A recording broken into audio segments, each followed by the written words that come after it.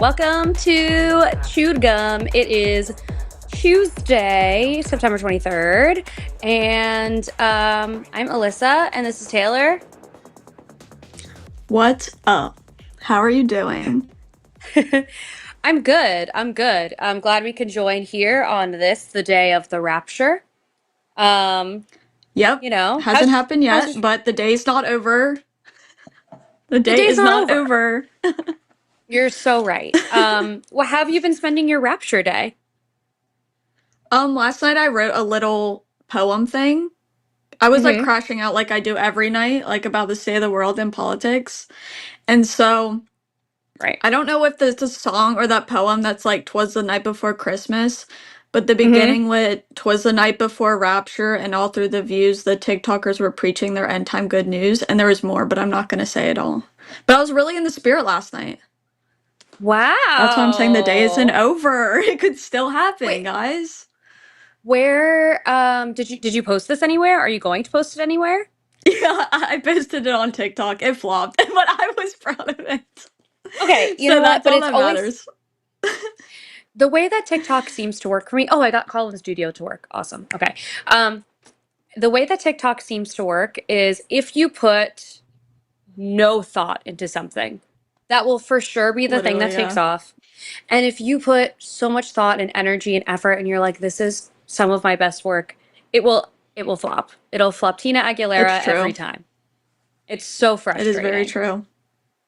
It is. But I love that you were feeling inspired by the state of the world and not feeling dread. The past 24 hours has been especially stupid. Like really stupid. Yeah. So, you know. I had to figure out, like, okay, so when I was going through, like, rapture talk, it was really hard for me to decipher what was satire and what was real. Because, like, sometimes I would come across ones that were, like, I thought were real and then discover they were satire, and then there were ones I thought were satire, and then I discovered they were real. So it was just, like, super fun to, like, decipher some of those, but also, like, damn, that's how things are right now. Can't decide between satire and real life, so. Yeah, I mean, that's a fun game that you could play, like maybe a drinking game. Is it satire or is it real? And everyone guesses, and then based on you know how it goes, someone drinks, someone doesn't. Exactly. Well, excuse me, I just burped. That was really unladylike of me. If you would like to call the show, there is a web link in the description, but you can call 720-619-2288. You can call and answer the prompt in the title. You can call and ask us about sex and relationship stuff, or religion stuff, deconstructing things, purity culture, all that good stuff. And super chats of $5 or more we'll read at the end of the show. If you are not already a patron, you can go to patreon.com/calltheline and you can support this show and the other wonderful shows that we have on the line. We also are doing LineCon over the weekend, which is going to be so great. I won't be there because I'm traveling that day, but it's going to be a really good time. So if you're interested in being more of a active participant of the line and our whole community, go to patreon.com/calltheline. I think that's all the business I have. I was gonna bring up something somebody said in chat, is that SJL said we are living in the Onion, the movie. Like, somebody was telling me the other day that I met up with that they saw an Onion article, and for like a second they thought it was just like normal news. And I'm like, the Onion has to be having a hard time right now, like coming up with shit that's not already happening. That's not real. It's indistinguishable. Right. Like, truly, it's indistinguishable. I think about the like, I just realized I'm probably yelling and I'm in an apartment complex today. But I was thinking about the Tylenol causes autism, like how insane that headline is, like how actually insane that headline is.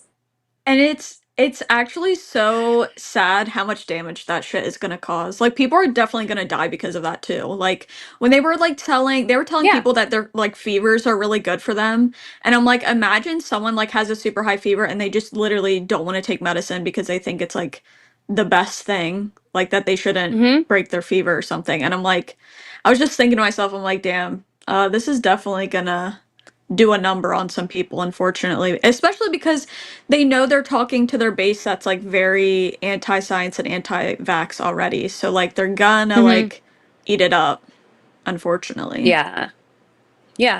So I don't know, it's kind of, part of me is like, okay, I'm really hoping that people can use their critical thought for like 1 second and know that the only people who are saying this are RFK and Trump, and like every other reputable source is telling you that this is not the case. So let's just like be a little bit disconcerting about what information we're getting at this time. That's asking too much. You're asking too much. I know. I really am. And I know it. I know I'm asking too much. It's horrible. Absolutely horrible. Anyway, we do have some calls in the queue. We do have a theist, so we like to prioritize theists on the show, so we will bring in Olivia first. Hopefully my call in studio is not continuing to be weird. Olivia, can you hear us? Hi. Yes, I can. Hi. How's it going? Hello. Good, thank you. Good. So, what did you want to talk to us about today? Sorry, sometimes I say that and I think I say it in the wrong order. No problem. Yeah. Well, I on the prompt it says, "Do women need God?" And I thought there was it's something I put a lot of thought into, because so for background, I'm a theist, but I'm not like, I'm a leftist theist, so I don't really have I don't go to church or anything like that. But spirituality and everything like that is very important to me. And as a whole, I feel that organized religion has been very much a tool of the patriarchy, so to speak. Pretty much, I mean, just almost every religion on earth has been used as a means to control women when you get down to it, in my opinion. I don't know if either of you have any different opinion on that, but I agree. One thing that One thing that I think has been interesting to watch in the last like 50 years or so is the the ratio. It's been talked about on the show before, but the ratios of like men and women, young men and women going to church and things like that. I remember there was a show that Alexander and I forget who else was on, but a couple weeks ago they were talking about how Alexander brought up a really interesting point about how it looks like men are going to church more than they used to, but in actuality, like if you look at the data, it's more that the church is losing women faster than they're losing men because the ratios of going to church, like church attendance, is still down regardless, in Christianity especially. So, sorry for rambling here, but I promise this is important. To get back to my point here, I think that as a whole, while especially Christianity, it's been a means to control women, I feel that it's also something where it very much depends on women to a huge extent, even though they've never, I mean, to my knowledge, I don't know of any, outside of like maybe something Wiccan like that, but I don't know of anything that would be like described as a matriarchal religion. So I'm curious, something that I've tried to put some thought into, but I haven't had a whole lot of ideas, is like, what would a matriarchal religion look like if there was like kind of flipped on its head? So I'm curious what you two kind of think, like, what if you were to create a religion, so to speak, that, let's say, had the opposite intention of most mainstream religions. I don't know if I want to describe it as just like controlling men necessarily, but like what would kind of an inversion of what we typically see from religion look like? And I'm curious what you two have to say. I mean, yeah, I think it would, obviously, I feel like the opposite would look like a matriarchy. And it's funny, I actually made a post like this describing exactly like what you just said, of like basically God being a woman and then God sending her daughter down to earth and like dying for everybody, and the whole concept of God is like of a woman. And it was very interesting to see the feedback I got. A lot of men were very, very angry. So it kind of, to me, I bet. was like, to me, it was like, this is the problem, isn't it? Like, you don't want to be discriminated against for your sex, but you're happy to do it yourself or follow something that does it. And I think that's pretty interesting. I feel like in the, even though I'm not really for religion, like at all, I feel like in the perfect religion, they wouldn't even really say anything about different sex or genders or what their specific roles are. So you don't think that, like, okay, so let's take a hypothetical Bible that is like what you're talking about, or we know God's a woman, Jesus was a woman. I don't know, we'll call her Jessica or something. So you don't think that if that kind of thing did happen, that it could lead to that? You think it would be more egalitarian in nature, or do you think that it could lead to a matriarchal kind of situation?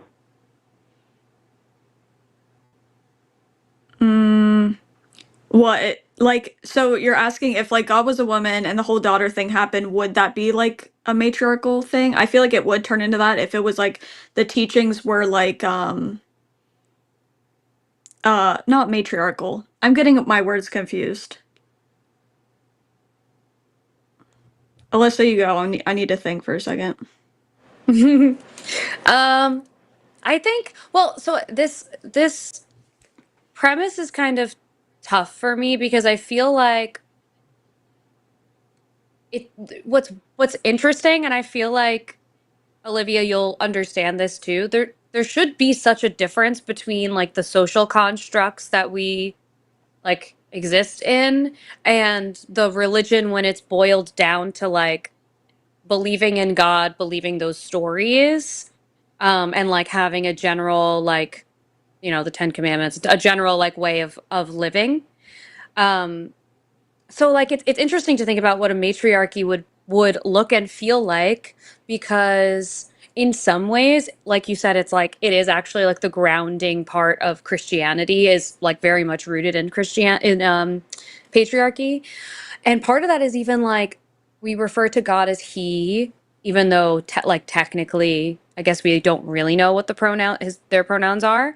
Um, and we have Jesus, who is a man, and we have characters in the Bible that are the main women in the Bible are either pure virgins or um, like Mary Magdalene or something that is not really as revered, obviously. So I don't know. It's interesting to think about culturally taking that story and making it into one where there is a matriarchy involved. I don't know. I feel like I I'm not even the best person. Sorry, go ahead. Sorry.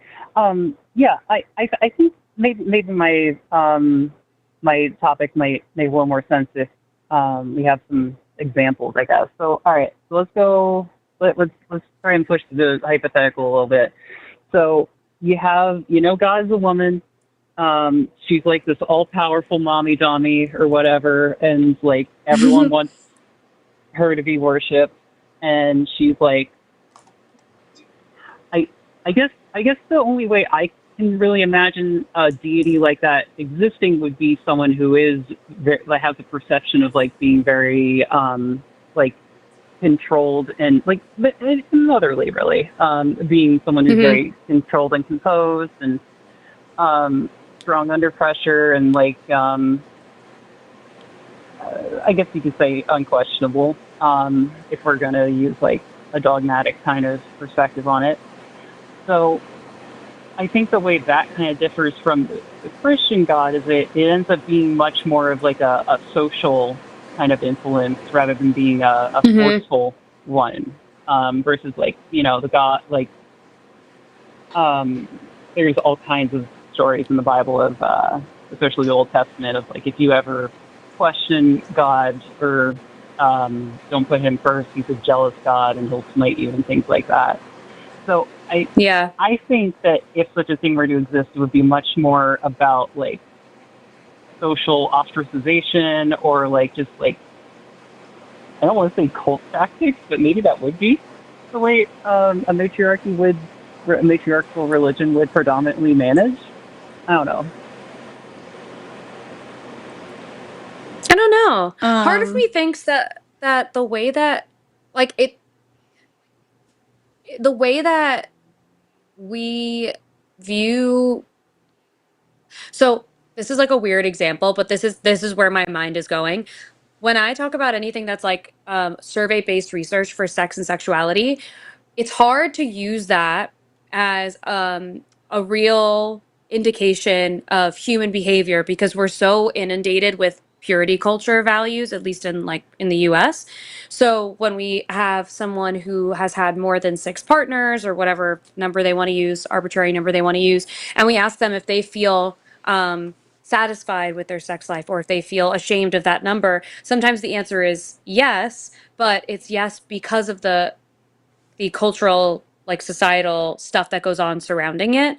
So like even in using this example, we've had um male figures as gods for so long that I have such a hard time even picturing like it almost informs how we behave as women in like every way because we've been in a patriarchy for so long. So like I wonder if it would be a situation where like would a matriarchy would a matriarch or a matriarchal structure like would the person who is at the strongest like position of it would they even be this like very firm composed version of a leader, or is that like how we imagine a leader who's a woman to be based on like how we behave now in a patriarchal structure? Does that make sense?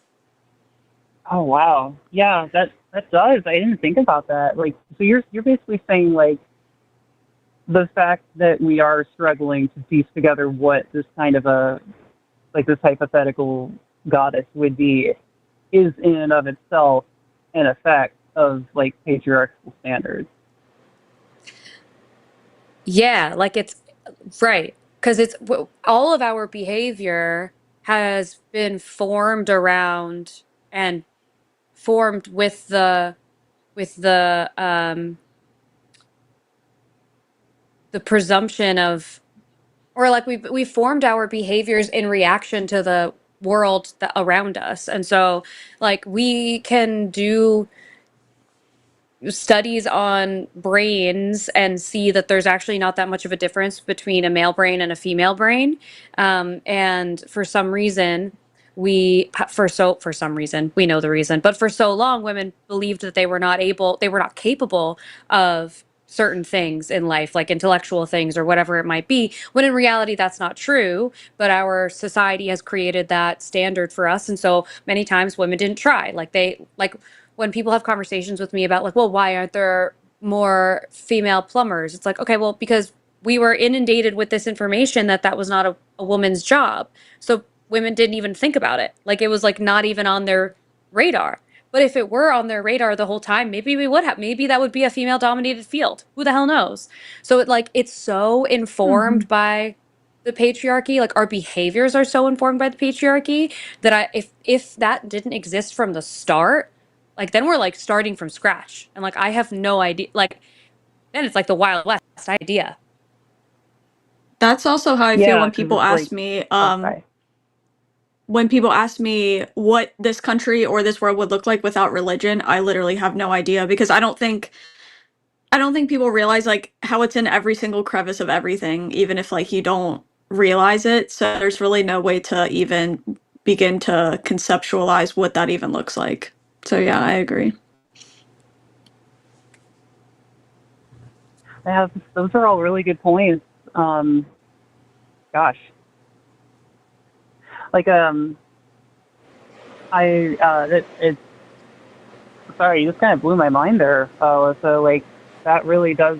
It's like a thing where, like you said, you don't really know like how much is built up around the patriarchy and all. I mean, obviously, I had a pretty good idea because I, like I said, I call myself a leftist and all. But yeah, like wow, just like the idea that you it's so hard to even imagine. I guess it's kind of similar to like how do you come up with a functioning communist model of society? That's really hard to imagine because everything's based around capitalism and all. Yeah, yeah. It's like it's hard to even like when the basis that we're referencing is so different, it's hard to even like imagine what that might look like. Like there are I've seen a study before that had come to the conclusion that women have better leadership skills than men do on average. Which is interesting because we culturally view it the opposite way, but in reality, we don't actually, because when we think about like raising children, keeping a house in in order and running and whatever, those are still leadership skills. We just don't view them as leadership skills. So like our whole perception of gender roles, leadership is like so skewed. So I would love to know what it would be like if like from the jump there was not um that standard set. In addition to what you're saying there, I think it's also pertinent to mention a lot of people don't realize just like how female dominated government actually is. Not like senators and, top level front facing stuff, but like just people working at like the food stamps office or the unemployment office. The vast majority of those workers, even up to their upper management, are all women. Like everyone keeps Mm-hmm. the process moving. Oh, Taylor, you're muted. I was gonna say, this reminds me of I've heard a couple people explain this, that since women are leaving at faster rates than men in the churches are gonna start falling apart because all the women do the invisible labor or the labor that nobody thinks about and the organizing and like all of this extra work that the men don't do. And I've heard different like uh I don't know, people whose like specialty type thing is in religion, and they basically have the prediction that if they can't get women to start coming back to churches and staying in churches, it is going to fall apart like pretty quickly. And the more I think about that, the more that makes a lot of sense. Like they aren't going to be able to sustain themselves if like a bunch of women leave and it's mostly just men.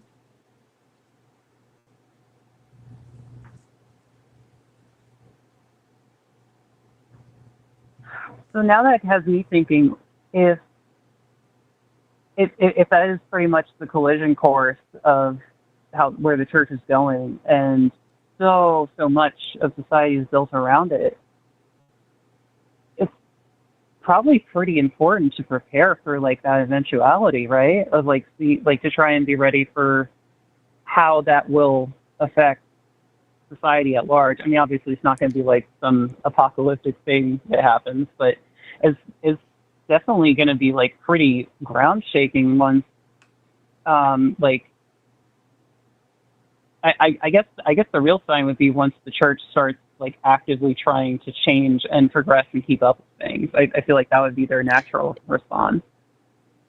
Yeah, and that would be the better response, but I feel like what's happening is they're like gripping it tighter and it's like getting worse. Like everything right now, I feel like there are like at least from my experience, there are a lot of angry religious men being like, why are women leaving? Like women and they like I typically hear them not blaming the church for being sexist or whatever. They're typically blaming the women for wanting something more. I mean, like how often do we hear from like conservative men, even in our government, saying like oh, they go to college and they get indoctrinated into wanting something else, or feminism ruins them, and like that's why they don't want to stay in church, and like women this, women that. And part of the reason for that is the church already views women as these like sinful creatures, even more so than men, because they blame the original sin on Eve most of the time. That's why they say that women have to submit to men because like that's the punishment, so-called punishment that God gave Eve when she sinned, was that she has to submit to her husband. So men already have this thing in their mind that they need to pay for what they did, and they also need to submit like as part of that punishment. So I think a lot of them aren't going to like start catering to women more, but you're right. I feel like the smart thing would be to like have more progressive churches, and I do think there are progressive churches out there. I just don't think they're climbing at the rate that more young men are becoming like conservative and Christian, even though I think in general more people are leaving religion, but more men are starting to like stay in it and come to it. um and yeah, I think unfortunately it's going to be the opposite. Well, I think I would like to push back on that a little bit, Taylor, because the you are absolutely right on like the individual level and like all the like you said, men blaming women for leaving the church and how feminism is ruining things and stuff like that. But I think the far more important factor there is more big picture uh, based, like like the Catholic Church offering oh shoot, I forget the name for it, but like basically offering blessings for gay weddings. That is a thing they started doing a couple of years ago, and like it is really hard to like convey just how big of a deal that is as a shift in the church for it to go that way. I like, you are right that Yeah. like obviously there's more people that are like when the a star is always brightest before it goes out. So, like the people that are most outraged about things changing are going to talk bigger and louder on an individual level. But as a whole, I feel like that's kind of the only thing that can happen is either but I don't think there's any way that they just accept collapsing in their own ways Right. as an I institution, I think should say. sometimes I think sometimes I have tunnel vision when it comes to like looking at, because typically I'm focusing on evangelicalism and like American culture, but I think you're right in the way that like the bigger picture of like all of Christianity, they are gonna have to progress with the world, or it's gonna come to an end eventually at some point. So I do think you're right about that. I think I'm more thinking about evangelicalism in general because I don't see evangelicalism doing that. Now, like I said, I do see some of them doing that, but not nearly at the rate where where people are going like the opposite and like becoming extreme in that way. Yeah, and I think a lot of people like throw around the term extinction burst lately, which um, I have my own thoughts on like how that might be a little overblown, but it definitely is like a trend of an ideology. I think where the more it gets pushed into a corner, the more it lashes out, so to speak. Right. And like we obviously do see whether a lot of conservative Christians want to admit this or not, we do see a change, like what you said. Like, I mean, there's been so many things in the past that Christianity has been against, and to stay relevant, they've had to give it up, like in a lot of different ways throughout history. So, yeah, you have a good point with that. Okay, well, I've done more or less what I needed out of this talk. I don't know if you guys have anything else, but I know we went like wildly off my original topic. No, I think this was No, super I think I'm interesting, and good. I'm glad you called. This was really interesting. All right, well, thank you so much for having me on. I appreciate it. Big fan of the show, and I hope you both have a wonderful day. Thank you, Thank you. You Olivia. You too. too. Bye. Bye. Okay. Sorry, I put a cough drop in my mouth, and now I'm realizing that's definitely going to be too Very good. loud. That was so interesting. Yeah, it was. Um, It does okay, give I'm me gonna like a read little. our. Oh, go Continue. ahead. Oh, I was just gonna say it gives me a little hope thinking about the more I think about the past and how Christianity has had to like update itself to be able to continue to stay like relevant at all does give me a little hope. But then I just look at like what's happening right now, and it seems like there's a big group that is like fighting it so hard. Like you see churches obviously more churches pop up that are like everyone's welcome. They support like LGBTQ and stuff like that. But then it seems like for every one of those I see like 10 extreme people over here. And that might just be, you know, what we're seeing in media and stuff and our specifically our government. I obviously don't know what it's like when it comes to the actual statistics in our country, what each individual thinks. But yeah, it's hard to know sometimes because a lot of times people talk about the loud minority, but I just don't know when it's the loud minority and when it's actually a minority or the majority, you know? Yeah, I was just gonna say the loud minority.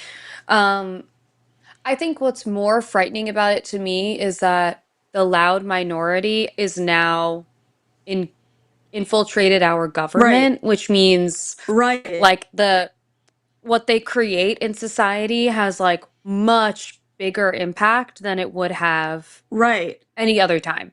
So, like, even if it Right. is the loud minority, it's like, well, they've Yeah, like it infiltrated doesn't the matter. exact, yeah, like they infiltrated the Yeah. exact horrible spot. Um, Right. so yeah, I I don't know that it agree. really matters right now, which sucks. Sucks. Yeah, it really does. Um, well, I'll read the rest of the shows that we have for the rest of the week. So you all can get your fix. We have The Hang Up tomorrow at 6 p.m. Central with Matt and Jesse Jerdak. On the 25th, we have TACIS at 2 p.m. with Ben and Luxander. And 25th, 26th, 27, 28th. Okay. On the 28th, we have the Sunday show at 7 p.m. with Forrest and Justin. The 28th at 2 p.m. Sorry, I did that in the opposite order. We have the Sunday show with Matt and Aaron. We have Skeptalk on the 29th at 6 p.m. with Forrest and Paul. And then we are back next week. Ooh, and Erica's going to be on next week. Okay, fun. We'll get to do some fun monkey chats. It's always a good time. So yeah, so tune in almost every day this week. We're gonna have a fun show, and we still have. Do we have lines open? Actually, no, we kind of don't. We're kind of full, so we have a lot of them. So I was going to encourage more people to call, but we have some space, but not a lot of it, which is good news. Anyway, okay, so looking at the calls that we have now, we do have 2 theists that are waiting very patiently. And we do have one call that is following up with an update. So maybe we do a theist and then we take our update and we move along. Okay, so to the potential dismay of some in the chat, I'm going to pull in Andrew from New Jersey. Hi, Andrew. Hi, Alyssa. How's it I don't going? know why. I'm good. I don't know why your chat hate me so much, man. Like, but they don't want me to. They don't like me calling or something. I think that they sometimes when we have the same people over and over again, they just want different people. But you bring interesting conversations, so chat will have to hang I on mean, for a one little guy bit. said he wanted. Yeah, one guy said he wanted to put me on a 6-month ban. I'm like, Jesus Christ, what did I do? It's more likely because you call often. So they sometimes they just want different callers. So don't Okay. take it too Is there personal. like a limit on it, or is it a limit on how many times you can No, call? Or, 'cause, no, you can call as much as you would like to. And if for whatever reason we decide we want to take different callers, we'll take different callers. okay, all right. All right. On the topic of the purity culture again, can you actually tell me why it's bad uh, for women to be less promiscuous? So I don't think the we've ever problem made is, that claim that like it's bad to not sleep with people. yeah, the main I thing mean, is I'm that sorry. purity culture is encouraging people to do things against their natural will for no real reason beyond a societal judgment that they might receive. So, like, there is no actual reason why you can't sleep with as many people as you want to. And for culture and society to tell you that that's the case creates a lot of shame. Like, I mean, I would be out of a job if purity culture didn't exist. Like, we have created so much shame and emotional charge with sexuality that is not appropriate. It doesn't need to be there. Wait, so why would you be out of job if purity culture didn't exist?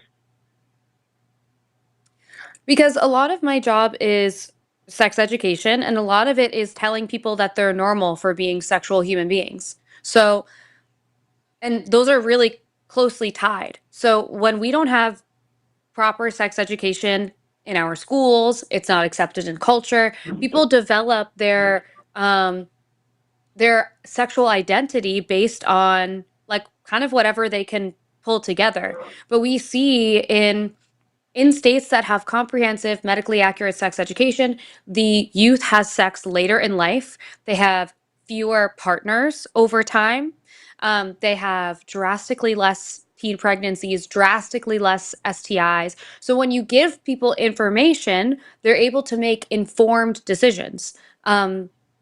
When you just tell people that you don't want them to have sex because you think it's going to make them a bad person, it doesn't really stop them from making decisions.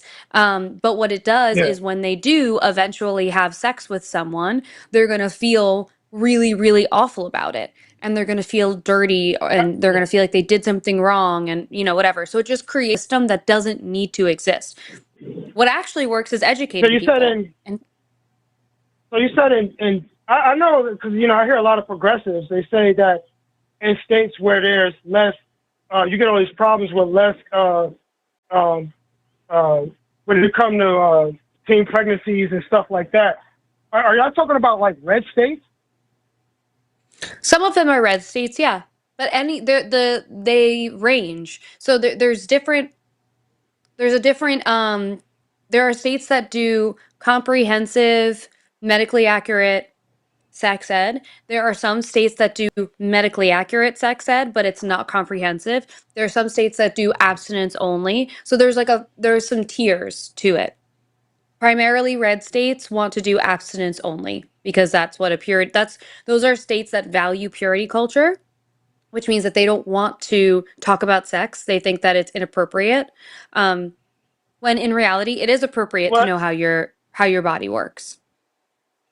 well, I think it depends on the demographics, because I know a lot of the red states they have blue counties, or they have high amounts of minorities in those states. So like like practicing Christians, they do have the lowest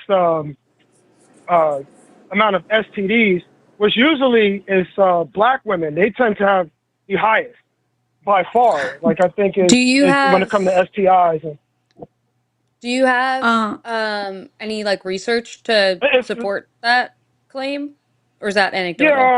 yeah, well, no, the national. I was doing some googling the other day. The National Institute of Health and the CDC shows that black women, they have the highest STD rates in the country.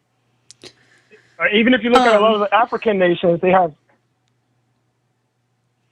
Andrew, what do you think I'm about sorry? the fact that I looked this up to make sure? What do you think about the fact that red states, more conservative, southern rural, oh my gosh, rural areas have they have abstinence only education or limited sex education. They always have higher teen pregnancy and STIs and stuff like that. Like how do you feel about that?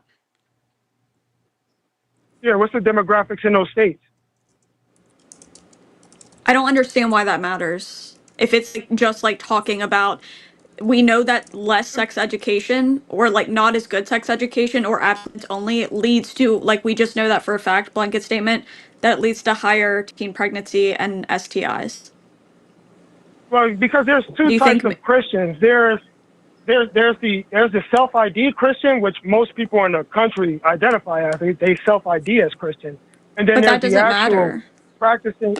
Well, yeah, because the teen pregnancies are low in those communities.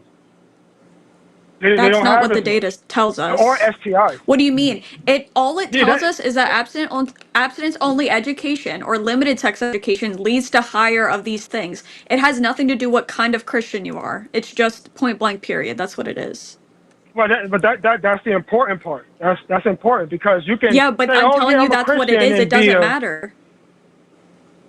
Why doesn't that matter? Because it's this way in every area. If you have abstinence only education, if you have like not as good sex education, you have higher rates of these things. Why would what type of Christian you be matter? Because the only thing that Well, matters is the sex education itself. So why would what type of Christian you are matter at all? because you take the faith more seriously when you are a practicing Christian than when you self-ID No. as one. And We know that that's if not, this but all we know about that sex, that's not, we know that that's not true. And also, I want to just give you a little information about the statistic of black women having higher rates of STIs in the United States. I yeah, can't speak to globally, like what the I'm sure there are probably some similar reasons, but I'll speak to the yeah, the United States. African nations are worse. Yeah. Well, that's a whole other, like their healthcare is a whole other like ecosystem that I don't know Yeah. enough about to really talk about. In the United States, Black women are the most underserved group in healthcare. They are most often ignored for their symptoms. Their mortality rate when they're pregnant is like 3 or 4 times higher than that of white women. So they are not as prioritized in healthcare. So that's part of it. Well, Another part of it too is because of the systemic racism that exists in the United States, their access to healthcare in communities that are predominantly with Black folks might not be what they would be in white neighborhoods because societal racism, blah blah blah. We also And are go ahead. sorry, go ahead, Sorry. Taylor. No, you can go Oh, ahead. I was just gonna say with the same exact thing you're saying, it's the same where in other countries people might not have access to healthcare or education or certain things involving sex ed. So it's about the problem with the system. It's not a problem with the people themselves, and we know that from the data. Yeah. And Yeah, these also, well, if these are communities that are being underserved, like we know that my communities that are primarily minorities are also communities that are not having the same quality of education for a variety of reasons that are tied to race.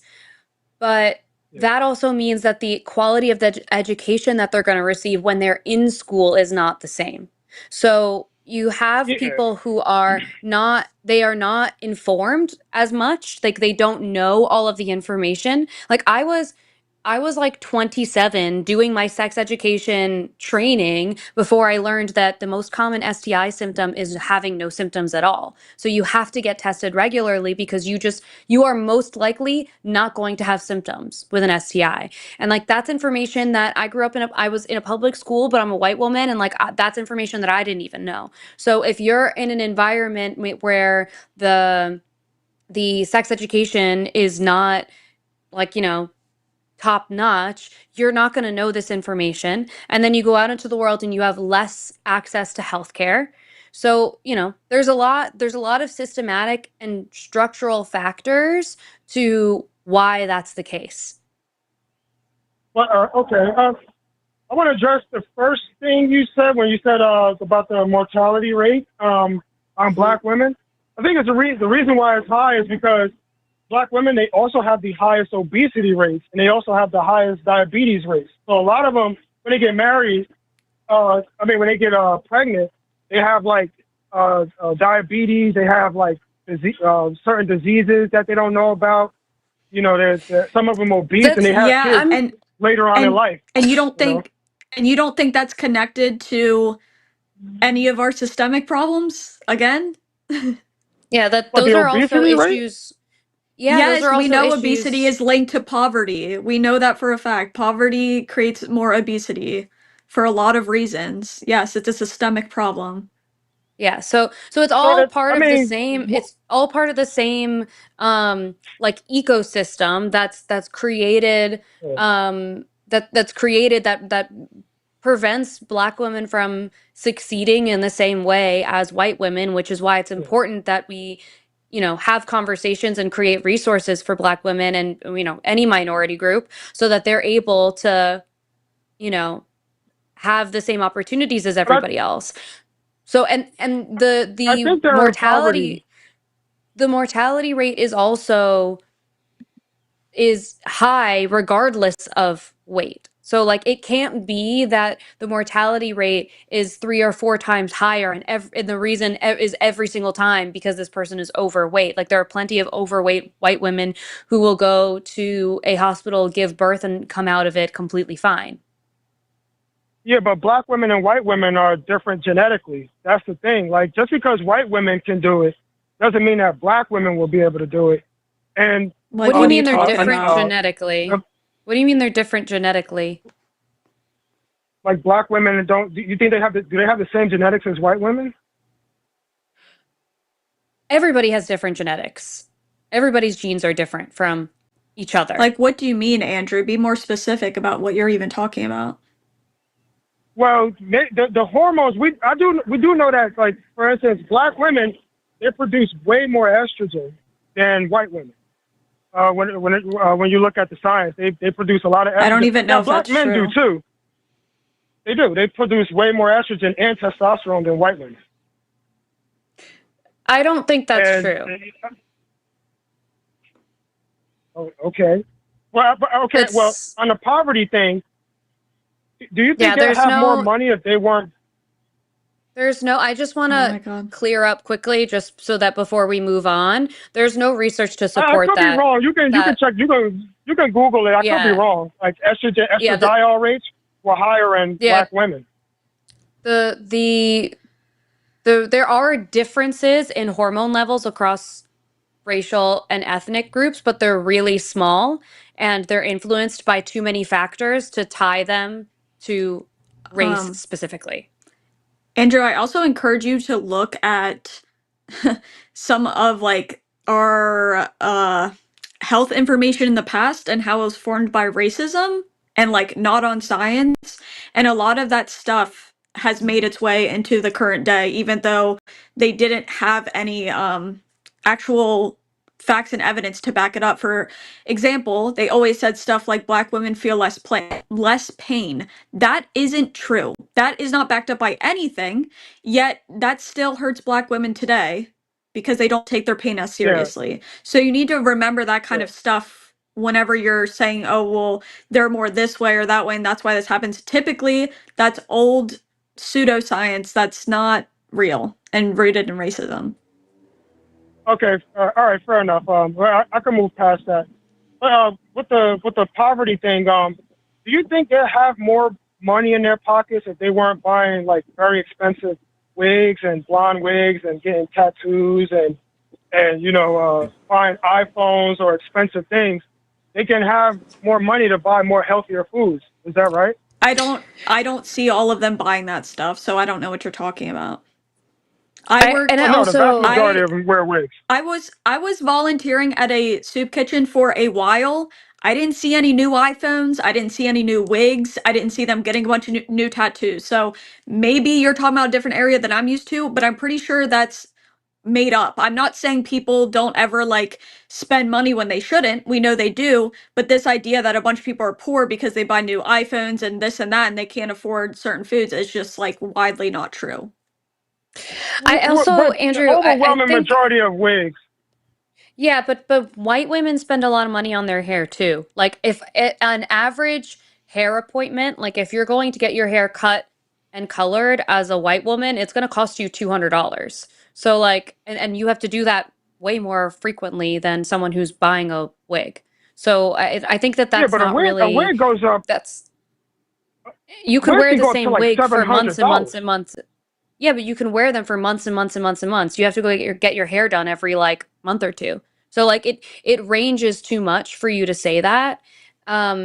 And I also think that there are issues that we have in general with I think the US sort of has this like uh have you ever heard the term like We skinny have fat, no. where someone looks skinny but like Yeah, yeah, yeah, their health is not great? yeah, I think that we have a yeah. similar thing in the US with finances where we will prioritize purchasing things that make us look financially stable, even if that's not the truth. And that's regardless of race. I would say that's probably more generational than it has to do with race. But I also think it's important to recognize that when people are um, in tough financial situations, it's hard for a person to say, you need to pinch every single penny so that one day you can purchase a house and basically live in unhappiness every single day until you one day purchase a house. Most people are unable to do that. Most people will What do you mean by say, okay, unhappiness? What is that? if I'm saying so if I'm saying it's like a typical boomer mentality will be, well, obviously millennials can't afford homes because they go on vacations. And so people go on No, I don't think vacations it's that. because they're looking at I think because it. people are looking at they're looking at the larger picture and saying, I need to be able to enjoy my life. I need to be able to find joy in things. And so if that means getting a tattoo and that takes, $500 out of my house budget later on, I'm okay with that. So I think in Yeah, you don't need a general, like tattoo. I guess you don't, but people need to Is a have tattoo gonna change experiences. their entire situation? Is a tattoo gonna change It's their yeah, that's not going to entire be financial situation? that's not going to It's be not. the Yeah, straw it's that breaks the back. In five hundred general, I dollars is a lot of agree. money. In general, I agree that we are not educated on finances in this country. Like in most schools don't teach us finances. Like you have to do that on your own. Um, So, in that sense, I understand, but this has nothing to do with race. There are plenty of people who are in tens of thousands or hundreds of thousands of credit card debt, but they have the Gucci bag Yeah, or no, this is whatever it not. is. They have the Yeah, tattoos. yeah, no, it's not. It's not just like No, I get what you're saying, but like people today, because we're so addicted to spending that people don't really want to save. They want to buy frivolous stuff. Yeah, and I think where I live at in my community, people just buy things that they don't need: tattoos, watches, wigs, crap like Yeah, well, that. you You don't have a need none of that problem stuff. with Like, you have a problem with capitalism then, and that's like that's a whole nother conversation. yeah. I don't want to go down that road. So back to the mortality rate. It's not just black women. It's the entire country, and it's because women are having kids on average in their 30s now, and that's why we have such a high infant mortality rate, because they don't want to do it in their No, 20s for some reason. Because no, Andrew, that's Andrew, not the reason why. Do you ever have I feel like next time you call in, you should have like whatever thoughts you're talking about, like these sweeping generalizations. I encourage you next time to like bring like actual statistics to what you're saying, because a lot of this yeah, stuff I'll bring it is next time. Yeah. not adding up. Okay. So let's say, Okay. Andrew, Yeah. even I'll bring it. Yeah. for argument's sake, let's say that the reason is because women are having kids later in life. The reason why women are having kids later in life is because they cannot afford to have them sooner. It's not feasible. So and we also are in a situation where a single income household is not that easy to do. So women are not putting the pressure on men in the same way. They are making the assumption that, okay, I also need to be providing for for this child, for this family. Yeah. So my income is also They going to be should put pressure important. on men. No. Yeah. I Well, don't they think should that put that's pressure on men, but I don't think that's reasonable though. And I think and then you can't also say we should be putting pressure on men and then call back another time and say that women are gold diggers. Because if you're telling me we should be putting pressure on men to be financial providers, then I don't want to hear anything about how men are supposed to pick up the bill on a date or whatever, like women are gold diggers. So like you understand where like this whole thought process doesn't um it doesn't check out. It doesn't line no. up. And No. Well, I'm and trying to get more Andrew, men to think. good.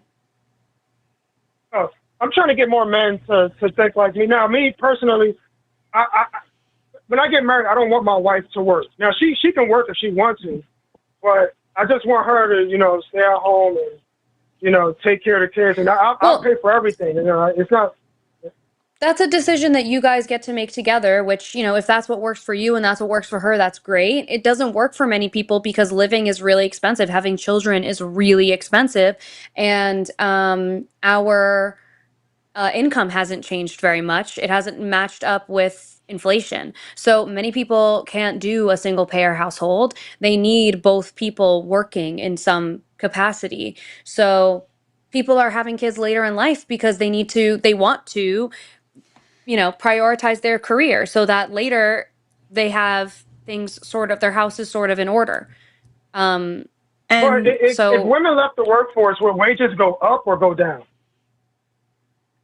if women left the I don't workforce, know.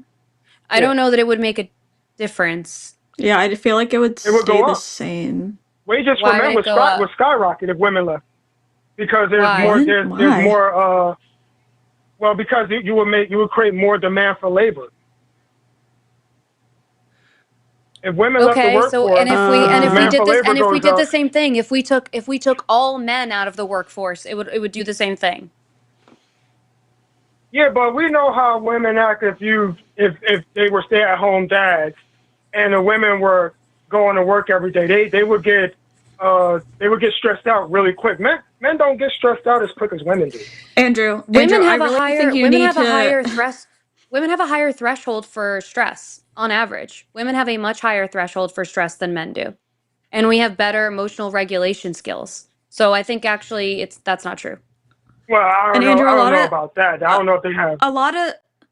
a lot of this stuff, I like, obviously I reckon, like, because we've talked about it, it seems like a lot of these opinions come from red pilled spaces, right? And this idea that we have a high maternal and infant mortality rate, you're saying is because women are having kids older. That's factually not true. That's another systemic That's one of problem. the reasons. Where It's not the only no, reason. it's It's not one of the even reasons. top five. It's not even top five. It's not even top five. What is the problem is Really? our healthcare and access to healthcare. And guess what? People in lower income communities have less access to that healthcare. And in more developed countries that have free healthcare, their maternal and infant Birth mortality rates are rates going are down. way lower. Are way lower. Yeah, but And their guess birth what? rates. All These these men who act like they actually care about this stuff will then vote in a way that takes away more healthcare from people. Like we're seeing right now, we're going to see more maternal and infant mortality rates. Now more than ever, we're gonna see it go up because of how bad our healthcare is getting and because hospitals are shutting down due to lack of funding. We actually are already seeing higher infant mortality rates due to the abortion bans. We've had higher infant mortality rates. I can't remember. I guess it was in Texas that saw either Texas or Georgia, the highest infant mortality rate they've ever had since the abortion bans. So much for pro-life. I think a lot of these arguments, Well, like I think a lot of these arguments, these sweeping generalizations like you're making, I think they're emotional. I think they come from emotions, and I think these red pill men are angry at women, and so they make these sweeping generalizations that have nothing to back them up. And that's where I have a problem. no, what red pill men hate It's is emotional. when women ask for when women ask for all this liberation, and then when other men do them wrong, they blame the red pill men for it. Like Literally, I that is don't the know what you're talking problem. about. Well, Like, I don't. I think that the men who are creating this ideology get to be responsible for what that creates. So in this red pill culture, if you believe that women should prioritize the men in their life, they should prioritize having children. They should have, as few partners as humanly possible.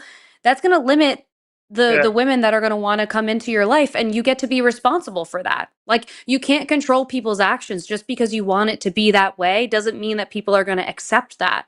So it's not that women are improperly placing the blame. This is the culture that you're creating because it's easier to deflect all of the responsibility and say, well, this is the way that the world is supposed to be. Well, it's just not. Like, it's just not. Women want to and need to work. They want to be able to have control over and an agency over what their lives look like. And why shouldn't they? Why shouldn't they? Well, And it, and women it's in the also like, women in the work. go ahead. Go ahead. Women in the workforce.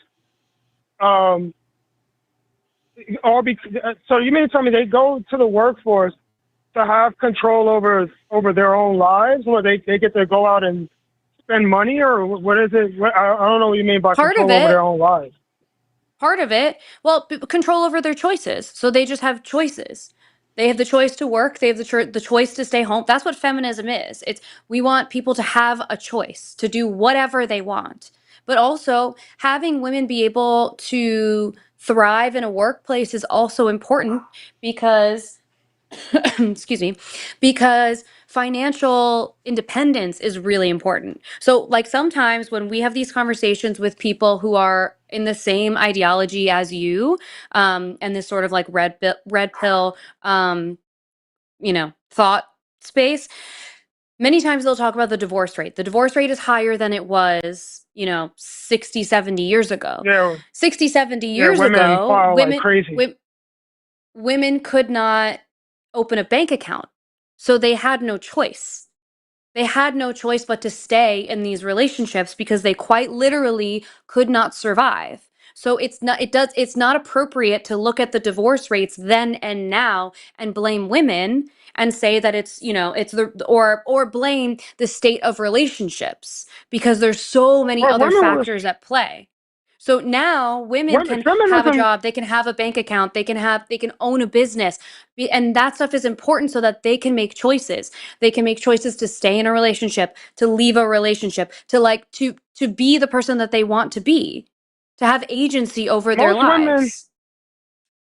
yeah, but most women did not didn't want to be feminists. The anti-suffragettes were way bigger than the feminists. The reason why feminism is a They don't thing have, anyway but is because you had a bunch of the rich point of industrialists feminism, who came in the and point funded these of feminist groups. feminism, but the point of feminism, and this is often the conversation that I have with people who are liberal versus people who are conservative. It ends up being very similar a lot of the time.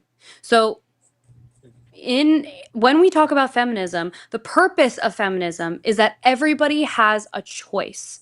I will fight for people to have the choice. I will fight for everyone to have an equal choice. And that includes the people who are, anti-suffragettes. They don't have to vote if they don't want to. They don't have to go to work if they don't want to. I fight for their choice to do whatever they want. As a feminist, that's important. So when people are doing something like being an anti-suffragette, you are taking choice off the table. You don't want women to have the choice to be able to vote. That's what happens there. So like even similarly, when we talk about liberal folks and conservative folks, Yeah. many times the liberal ideology is, I want what is best for myself, my community, and the country. What benefits the whole benefits me. Many times in Yeah, conservative but women, ideologies, it is what benefits me, my nuclear family, is what I'm going to do. And everybody else can fuck yeah, off but and figure it women, out, because the world is tough for me, the world is tough for them, and it's not my responsibility to take care of them. yeah, I mean, women voting has been pretty disastrous. I mean, the policies that they vote for What? literally destroy the. Yeah, the Why? policies Because that women vote you for. don't like progressive things, so therefore you don't want women to vote. That's literally every conservative man on the planet. Like, join the group. And They don't want also, women if to have a say in anything. And I'm guessing you're the women same are because you 50%. don't. Women are 50% of the population. Why should we not get a say in what the world looks like?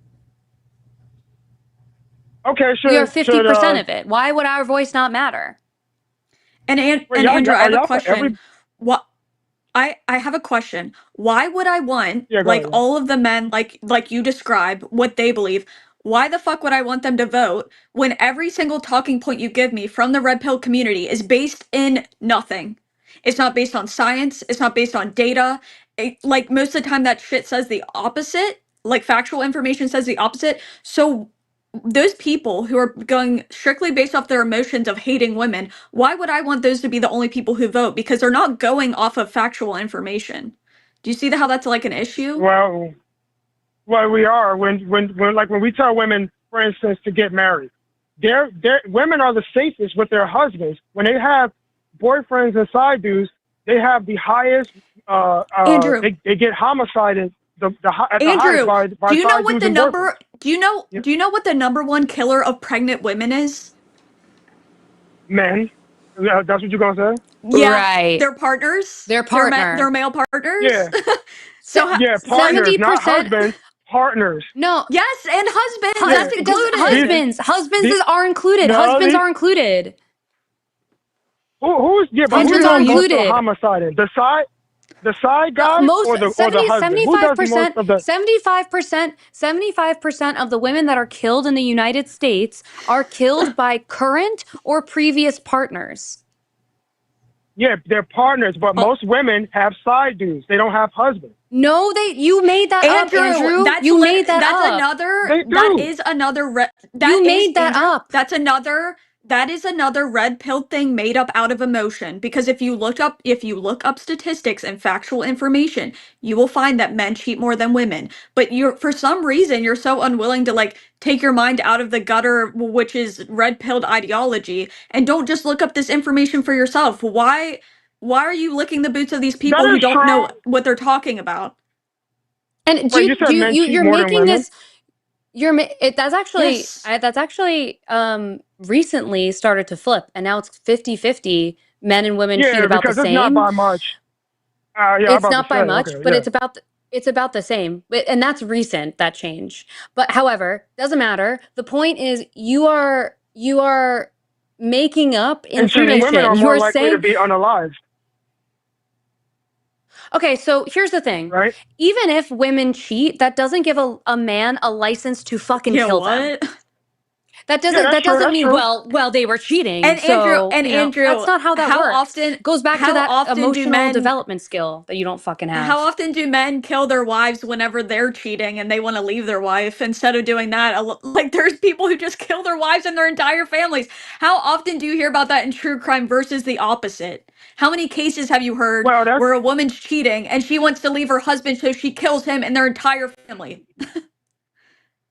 no. I would admit that the husbands, if they get cheated on, they're more likely to kill their wives, and I think it's because the husbands And lose if they everything in cheat, divorce. and if they cheat, The- they're more likely to kill their wives than if the other way If around. if yeah, of course, because men are physically stronger, so that's why. I mean, if women were just as strong as men, the numbers would probably. yes, they're going off of they're very emotional. They're going off their emotions and they can't control their anger, so then they kill. That's a problem, right? Yeah, that is a problem, of course. But in Yeah. relationships, in cohabitation, in relationships, women are far more likely to initiate the violence in the first place. What? Did you say that women are again? I more didn't even hear likely you. to initiate the violence? Yeah, they start the hitting first, and most How do in you a relationship. Not in most relationships. what source do you have for that? It was the NIS. NIS. You ever heard of the NIS, the National Incident Survey? I'm gonna double check that for you. Yeah, it's a gigantic study. It's big. I think it's the biggest in the country. No, women are not But more likely to start domestic violence. No, No. most violence in relationships is. However, we also I want to just make a note about this, about who starts domestic violence in a household. The other thing is, this is, first of all, survey information. So you're basing this off of what is defined as violence and what's not defined as violence, and people are going to self-report that information. So we actually don't. You can take survey information and use it as a tool, but you can't take it as like law like that. But also, that's not the case. That's just not true. Okay, what about with women initiating like 70% of the divorces? They're the ones who leave their husbands. And Andrew, do you think that they ever have a reason to leave? Do you think they ever have a reason to leave, or you think they should just endure all the bullshit? I know what the reason is. What's the reason? Okay, go ahead. I'm sure you do. You've been right about everything else, so I'm excited to hear your answer. I just don't feel fulfilled. I'm just not happy no more. Huh? That's it. Okay, and why shouldn't they leave if they're not happy?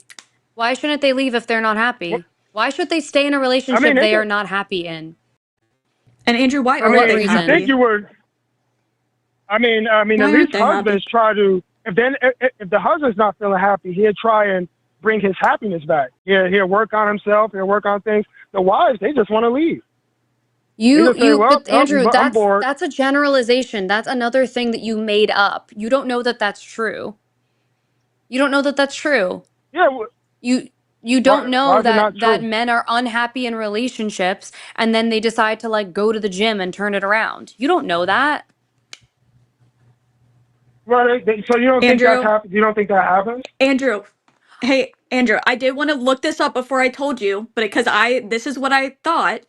The number one reason for women initiating divorce right now is because men want to have this traditional view of marriage where the woman does all the cooking, the woman does all the cleaning. But the thing is, most couples, both of them work. And then the men expect them to work and then also do everything else. And that's the main reason for divorce, according to the studies that we have right now. So that's on the man Well, for it not depends on stepping up. Yeah, of No, course no, they're no, not no. happy. That's on the man for not stepping up and doing the work he wait, needs to do. And most of these women will beg and beg and beg them to help and nag and nag and nag, wait, wait, quote wait, wait, unquote, wait, nag and nag and nag. But then it doesn't, they don't do it because they want these wait. traditional roles without having to pay for everything. And one Most group of people I always see do this, one group of people I always see do this are red pilled men where they say they want this traditional marriage and then they don't have the money to back up what they're saying, so then they can't financially take care of everything, but yet they still want the woman to do that work. And that's why women are getting divorced so often. well, first of all, most red pill men teach men to get money, but besides that, when men work, the jobs that men work are far harder than women's. I mean, if you electrical engineering, a generalization. plant That's work, a generalization, you know, and that's they not do. that's not true across Look the at the board. top. Look at the top 5 jobs for women. It's all What is that? service stuff First of all, or what does service that? stuff First of or all, what does that have to do with literally anything? That doesn't have to do with anything at all. Women, what? do you know that? Well, she Do you know said, that of Donald course, men Trump, ain't who I'm gonna sure want to you come love, home and do you sweep. know? Do you know Donald Trump said that he prefers to hire women because they work harder and he can pay them less? Do you think he's the only person who thinks I that mean, way? we all know he's trying to get elected. Come on now. He That would get him said elected? The fuck? before he was campaigning, yeah, that wouldn't get him elected. He said this before he was campaigning, that he likes to hire women, even in his businesses, because they work harder and he can pay them less. Because they work harder and he can pay them less. Okay. No, So I what? was So just what are you addressing talking her. about? Work harder in terms of what? What do Trump have them do? He's having them what? Probably answer phones for them, do some paperwork for them, Andrew, stuff like that. do you think that all women are receptionists? That's the only thing that women do? No, no, they're nurses, they're caregivers, they're teachers, they do stuff like that. Of course, if a man is working a hard You know, job that's like hard labor, easy jobs, he's not gonna want to. easy jobs like nursing, easy jobs like nursing, easy jobs like teaching, which is literally raising an entire generation of children. Easy jobs like teaching and nursing. Andrew, Fuck out of here. Andrew, You want how to know does it what make men you- do? They're going to sit in a fucking office and they're going to answer 3 emails and move some numbers around on a spreadsheet, and you're going to tell me that's harder? Fuck out of here. Get out of here. No. The hardest jobs on earth are all done by men. Oil rig work, Andrew.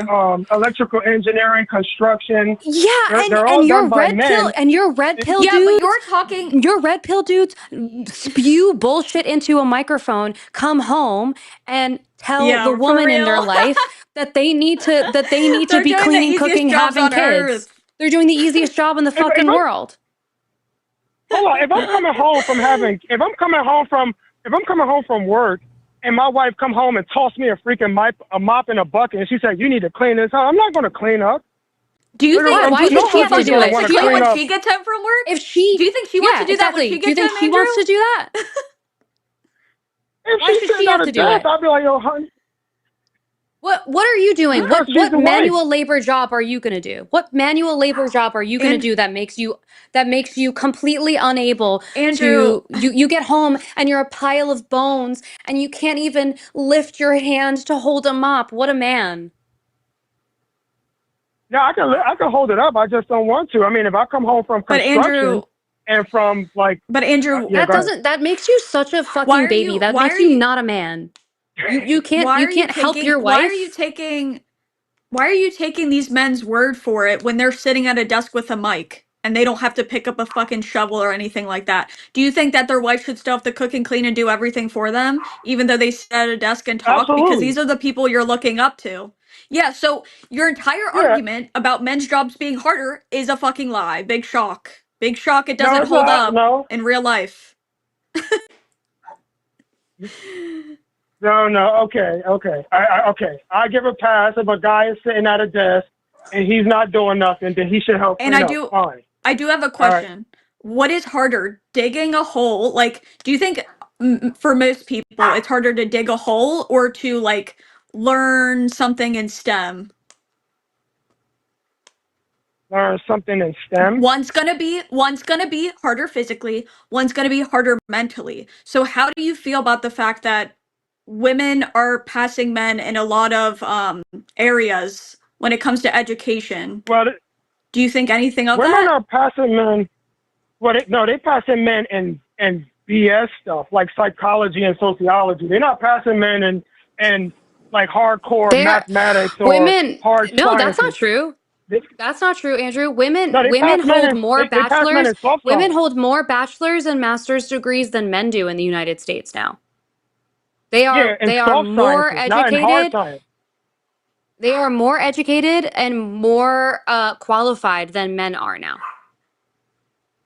Well, no, I'm saying in soft science fields, yes, but not in hard science.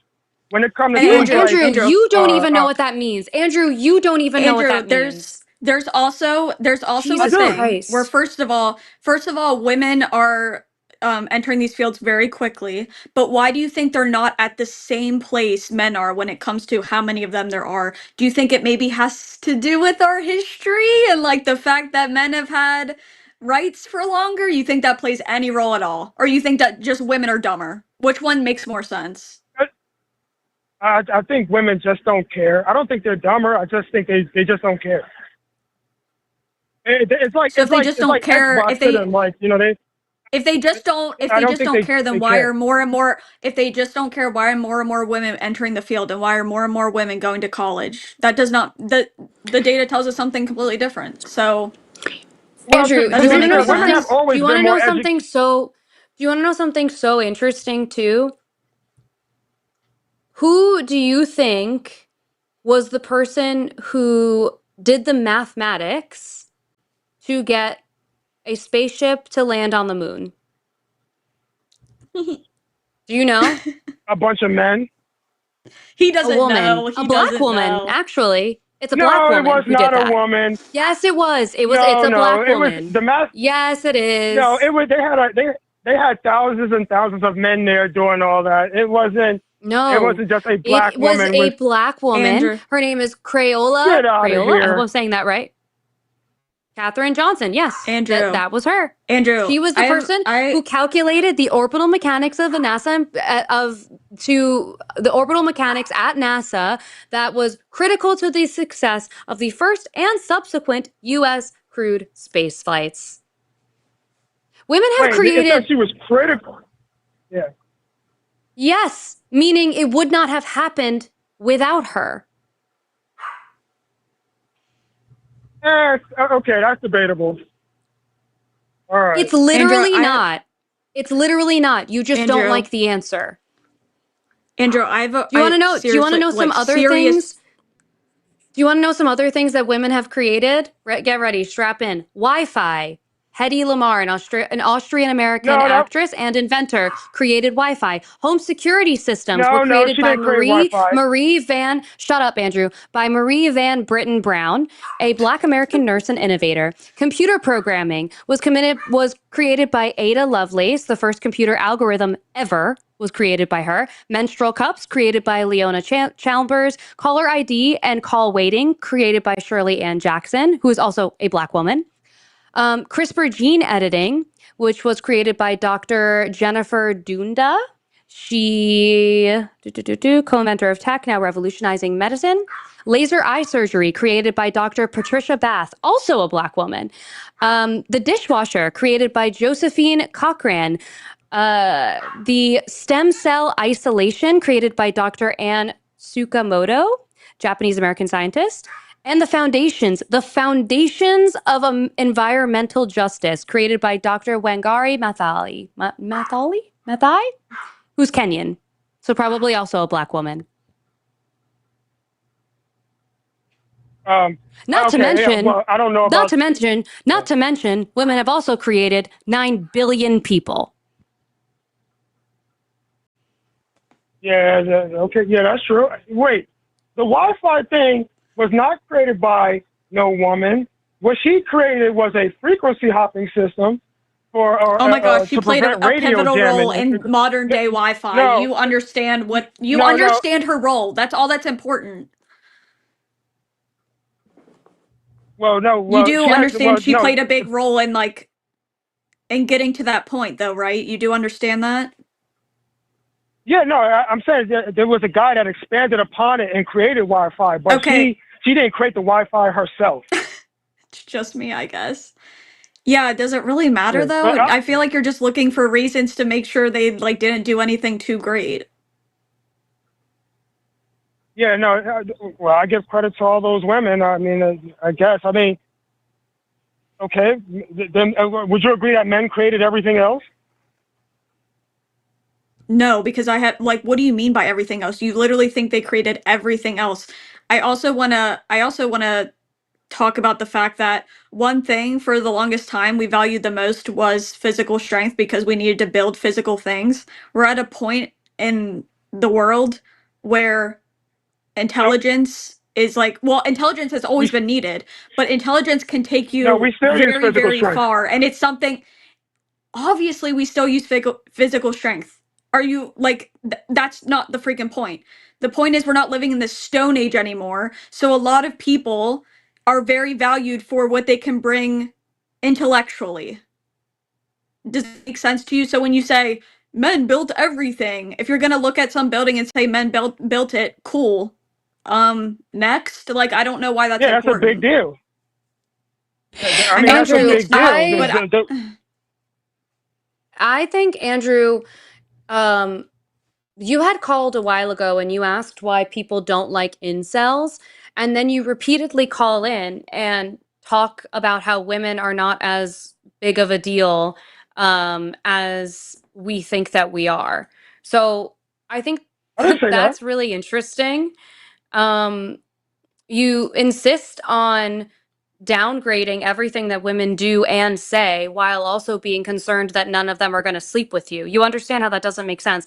This is why I told you forever ago that these podcasts that you're listening to are toxic for you because you are a person who wants to be in relationship with women and they are spending hours and hours and hours telling you how women aren't shit. So women are not going to want to sleep with you if that's how you're behaving. That doesn't make any sense. So Okay, fair enough. I mean, we've been on for 51 yeah. minutes, so I I know want to you make got to sure get we on get to to some. other Yeah, calls. you got to get to some other callers. Yeah. Yep. I want to say Um, something Okay. before you leave. I really encourage you to write down whatever blanket statements you have in your mind from these red pill podcasts, and I want you to write each of them down, and then I want you to look up each of them and see if you can find actual statistics to what they're saying, because what I've noticed about these red pilled men is they're very much based on their emotions and hating women, and they're not talking factual information, even though that's what they claim to do. They claim that women are very emotional and they're very logical, they're not good leaders. Yet these men are always coming from an emotional spot that is illogical and doesn't they reject science, they reject data. They're constantly contradicting themselves. They say things like everything should be based off of merit, and then they blame women for everything. They say you should have traditional families, but then they tell men to sleep around. They say all sorts of stuff. They say that people on the left are always victims, yet they always victimize themselves and say that women do this to them and women do.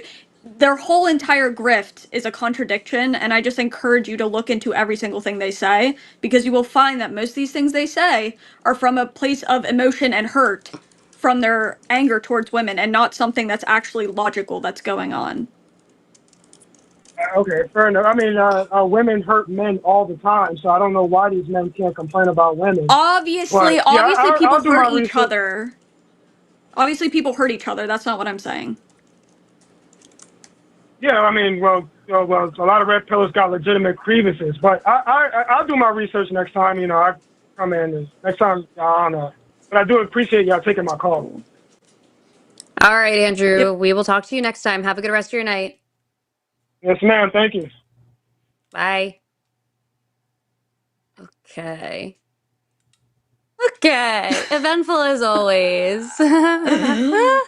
Oh my Eventful god, as dude. I just always. can't take the red pill grift because like I always think about the fact that they're so one of their main things is like men need to be leaders and men need to be in charge of everything because we're so logical and women are so emotional, yet their entire podcast based off of like these immature emotional reactions to being rejected in the past. I like one time I like really it really like all clicked for me is the one like most popular podcast for red pillars.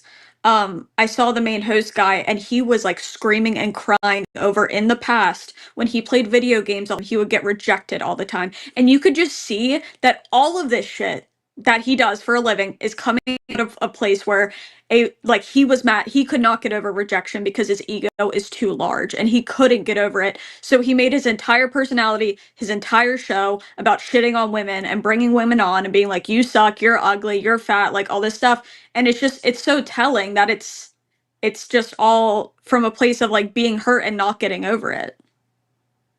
Yeah, I have some like cushion of empathy for that situation because men are so inundated with a message of like being vulnerable makes you weak, and rejection is really vulnerable and it's hard, and we don't get a lot of tools for like how to handle Right. rejection. So they sort of are like left to their own devices. However, that doesn't mean that you get to be irresponsible and like make it everybody else's problem as usual. It's like that's not Right. It's a appropriate. great That's not how that example. works. It's a great example of like patriarchy, like what people mean when they say patriarchy hurts men too. It's like the Yeah. perfect example of them hurting themselves. And it's hard to watch. It really is because like a lot of times like we're seeing with Andrew, you can't really talk them out of it even if you're saying, "Hey, there's actual factual information that tells you the opposite," because it's not coming it doesn't matter because that place isn't coming from, it's coming from hurt. It's not coming from stuff they think is true. Yeah. Yeah. Yeah.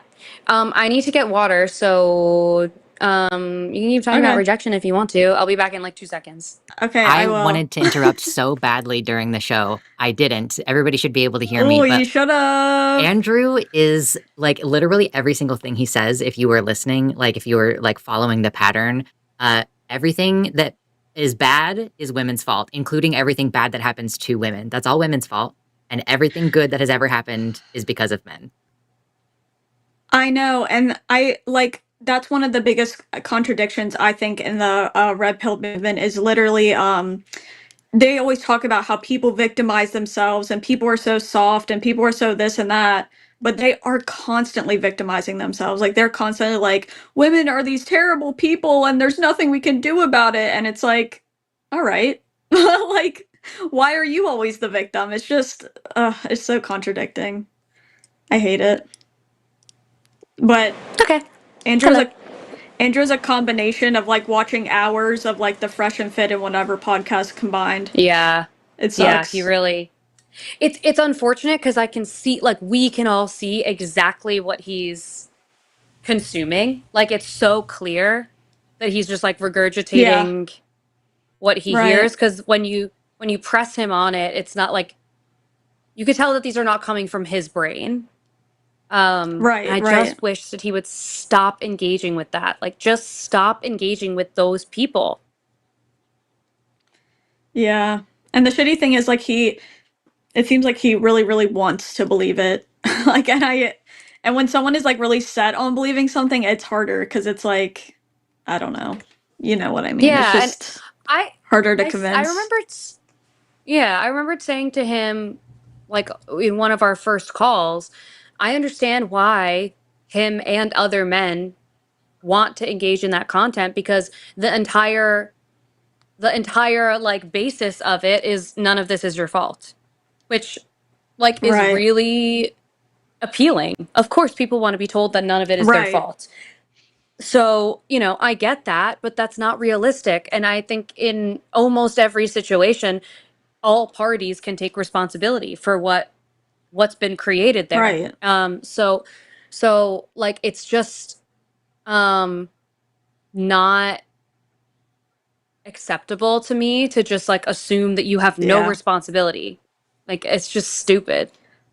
So Right. I don't Because know. like, and I also just noticed like people a lot of times operate on the all or nothing thing. So like if I say something isn't true, or it's like, well, sometimes women cheat on men. Well, sometimes women hurt men.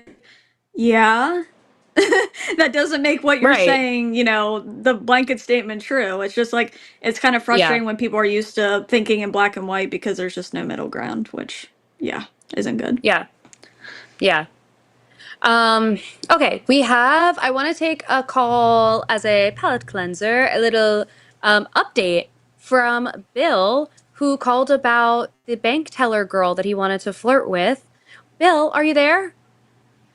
Yes, hello. Hi, give us the update. How did it go?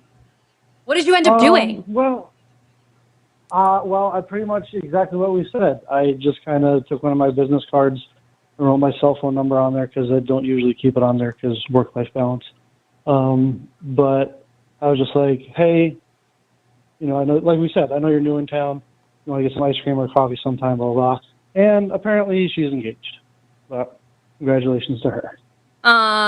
That's okay. You did it. And that's what's most important. You put yourself out there. And Yeah, we're literally just saying that rejection is hard. So, you know, a lot of the time, most of the time, rejection has nothing to do with us and it has everything to do with like the person. And this is a perfect example. But you did it, and I'm so proud of you. yeah, exactly. Yeah, that was And you know what? brave. It didn't even ruin the rest of my day or anything. I went on, finished my work I love day. that. I wasn't even really thinking about it by the time I got home. You know why? I go to therapy. I take care of my emotional health. Ding, ding, ding, ding, ding. We love Bill. So yeah, you're gonna continue to Love to have see it. success. Dating is always like a Um, numbers game. You just have to keep putting yourself out there. So, you know. yeah, scattershot. Kind of like Andrew's arguments. Just throw as much shit at the wall as I can and hope something sticks. Yeah. Oh my god. Well, I'm so happy that you updated us. I'm so proud of you for following through and doing it because that's hard. And it's always nice when people do and they call back because it's a good example for other people who are having similar situations, and there are many that are going to listen to this and are going to have a similar situation. So I'm so excited for you. This is good. This is good Hey, news. It stinks that she was not around, like she's not available, but this is good news it because is you put what it yourself is. out there, which means yeah, you could do it again. Like you are proving to be what's it called? It's good Indestructible. practice. What's that? It's good practice. You're making yourself Oh, yeah. resilient to rejection, which is awesome. Yeah, it's, you know, it's a part of life. You gotta, you know, it's not just a romantic thing. But I actually wanted to ask your opinion on something too, because Sure. everybody always talks about the sort of like the male loneliness epidemic, but I don't really notice it on my side of the political aisle. Um,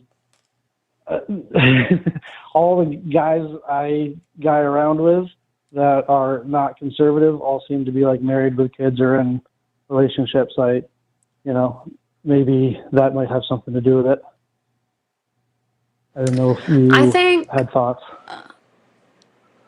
I think that the overall like vitriolic hateful conversation around male loneliness feels like it's probably led by conservative groups because that just seems to be the trend over there. But I know that there are plenty of people who are liberal who are struggling with loneliness, and there's been surveys that show that women experience loneliness too. We just aren't calling it an epidemic. So you know, I think we just live in a world that's like not as social as we used to be. Even though we have like social media and whatever, it doesn't do the same thing. Like people are, we have fewer third But that's not really being spaces and social. yeah, like it's not the same. So, um, yeah, I don't know. Taylor, do you have Yeah, thoughts? I do feel like red pillars like kind of ruin that conversation sometimes because like since they're so loud and mean about it, other people are like less likely to want to talk about it, I guess. But I think you're right, that's a real problem because then also it can lead I've heard so many men that I've talked to who are like liberal men now say there was a point in their life at one point or another where they almost went down like the alt-right pipeline because kind of like what Alyssa said with people is like it's kind of like alluring when someone says all of your loneliness and everything that's all somebody else's fault and like you don't have to do anything and you don't like there's really nothing to fix it, just like demand stuff from people. But no, I do think it's a problem, especially with like the patriarchal systems we live in, because a lot of, you know, men and like boys are raised to not talk about their emotions and not like go to therapy and do stuff, and they're shamed for it. So I agree with you. That there needs to be more talks around that. It's just so unfortunate that some of those talks just get destroyed by red pillars, like making it about being hateful. Yeah. I also find it really interesting. You guys are talking about how, and I completely agree, it's just emotionally and intellectually lazy instead of wanting to do the work on yourself. It's easier to blame someone else. It's the same thing that's the problem with our political system right now, where, you know, people had legitimate grievances and conservatives and Trump gave them immigrants and trans people to blame it on, as opposed Right. to actually addressing the problem. Yeah, you're so right. That's such Yeah. a good comparison. Yeah, they'll find like any. I have a shirt literally in the other room that says "Immigrants Make America Great." Should have worn it on the show. I'll wear it next week. Mhm. But yeah, I agree. It's just we have an issue with taking responsibility. I think it's a lot easier to deflect and make it somebody else's problem, and it's way harder to take responsibility for the situations that we create and the conversations that we're in and whatever. So I think that that's cultural across the board, but it seems to be especially true in those circumstances for sure. Yeah. Oh, and as someone who did air quotes women's work as I worked in childcare for like almost a decade, fuck you, Andrew, for saying that's not hard work. I came home exhausted at the end of every day. Period. Like, go Period. get fucked. Like, Get fucked. I agree. That is the hard that's the hardest job. Oh my God. Like It if really you even is. babysit a kid for like a couple of hours, like I'm exhausted. try 40 That's I literally kindergarten to fifth graders. no.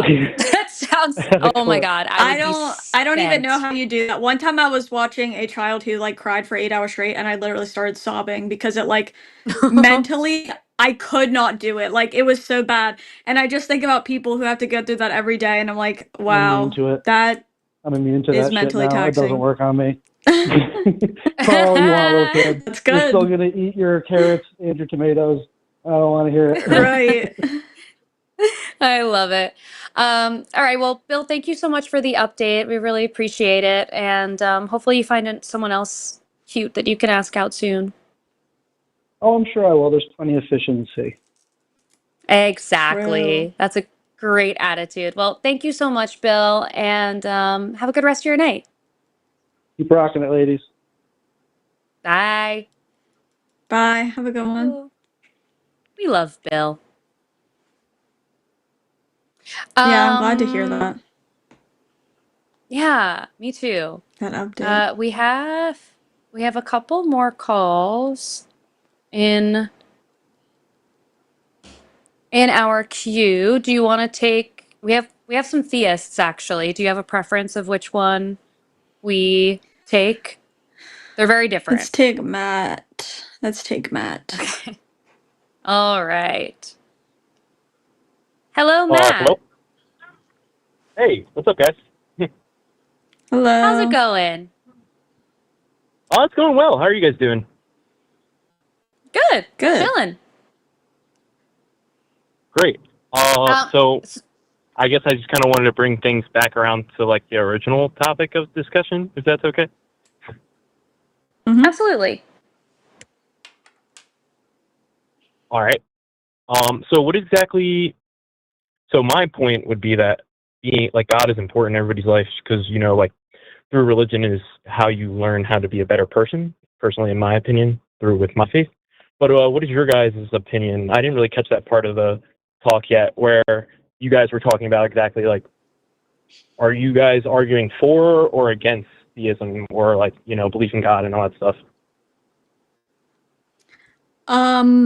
I don't know if I would. So I think that from what I've seen from like Christianity and religion, I think it can help maybe some people be better people, and I think it can also help people be worse people. And I kind of Mm-hmm. see that for pretty much everything. But like I also, one of the problems I have with religion is that I think it can restrict some of your like, it can restrict humanism type stuff, where I see a lot of Yeah, people, their main priority is obviously like serving a higher power, and sometimes that means uh not doing so well to other people. So for example, like obviously there are a lot of people out there who think gay marriage is against God, so they rather please God than let people be happy in relationships that are fulfilling to them. That's where I feel like it really limits people's ability to have empathy and acceptance for other people. But I mean, obviously there are good people who can be obviously there are good people who are Christians, there are good people who are atheists. I think though sometimes on a bigger scale, like we're seeing right now in politics, it makes people worse because it makes people feel like their hatred for other people, and they don't like to call it hatred, but a lot of times it is. They feel like it's of course. justified and holy, and like Mhm. that really Righteous bothers in a me, way. where yeah, right, righteous. And they use that word a lot, like righteous anger and righteous whatever. And I Mm-hmm. feel like typically when they're saying that, they're justifying treating people like shit, and then saying, well, this is Yeah. what God would want me to do. So that's like where my Mm-hmm. biggest issue is, I think. Yeah, that's definitely How valid. about you, Honestly, that's Alyssa? my. Oh, sorry. Yeah, you continue.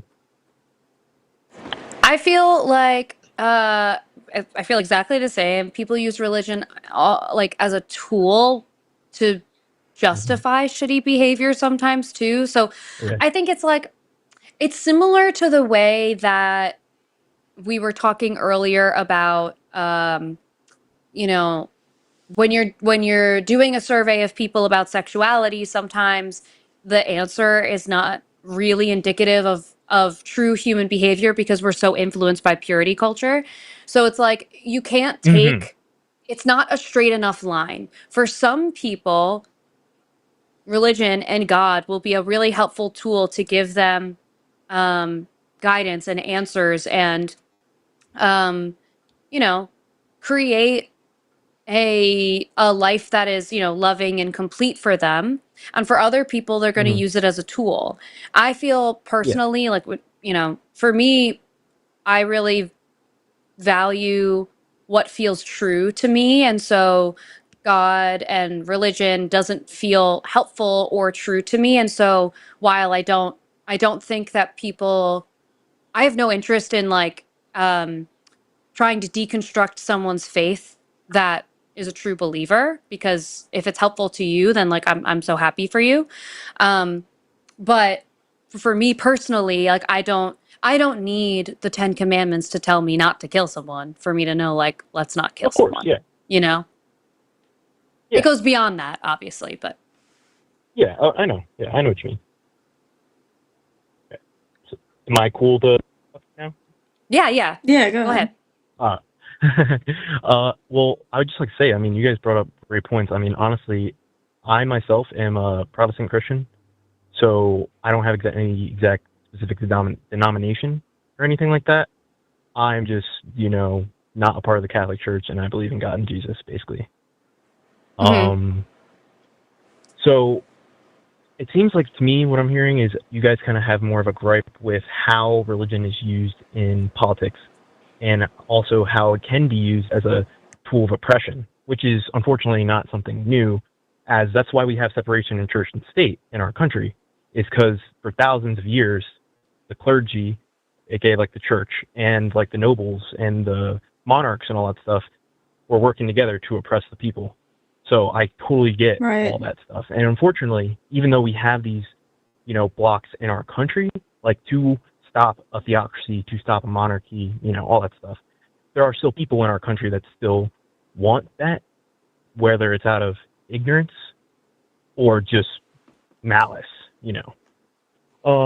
But the thing is, I would like to at least clarify that I believe that's what makes really being a true follower of God even more important when you have these examples of what I like to call them is like just straight up fake Christians. I don't think people who call to hate other people, to oppress other people, I don't care what their justification is. Say if they pull out some random Bible like scripture and somehow twist that into say that gay people shouldn't have the right to marry people, that's not what I believe at all. And even in the Bible, I will say, and there's also a lot of people who don't believe that, but even in the Bible, it doesn't say man shall, which reading the Bible like that is also challenging because it's been translated so many times, and it's a book that's 2,000 years old, so there's always going to be some issues that come with that. But, you know, sorry, I kind of lost my train of thought for a second. Sorry. I was saying how... Yes, okay. Sorry. Go ahead. No, go ahead. Finish your thought. Oh. Yeah, so these examples of people, you know, being fake Christians, that's why I feel like to turn to actual God is important. Because it doesn't say man shall not lay with man. It says like man shall not lay with child, basically, is what it was trying to say. It is trying to say like pedophilia is wrong. Now, if you ask me straight up, do I believe that, like, honestly, I will say I don't know if God is like happy with gay people per se, or like he wants people to be gay per se. I don't know. I'm not gonna pretend to know. But however, if you're gonna try and tell me that just because somebody loves somebody of the same gender, that means they're condemned to thousands of years of suffering and pain, or not even thousands, eternal suffering and pain in hell, I don't believe that's true at all. And however, I'm not going to sit here and speak and say that, because by my faith and my beliefs, yes, God created Adam and Eve.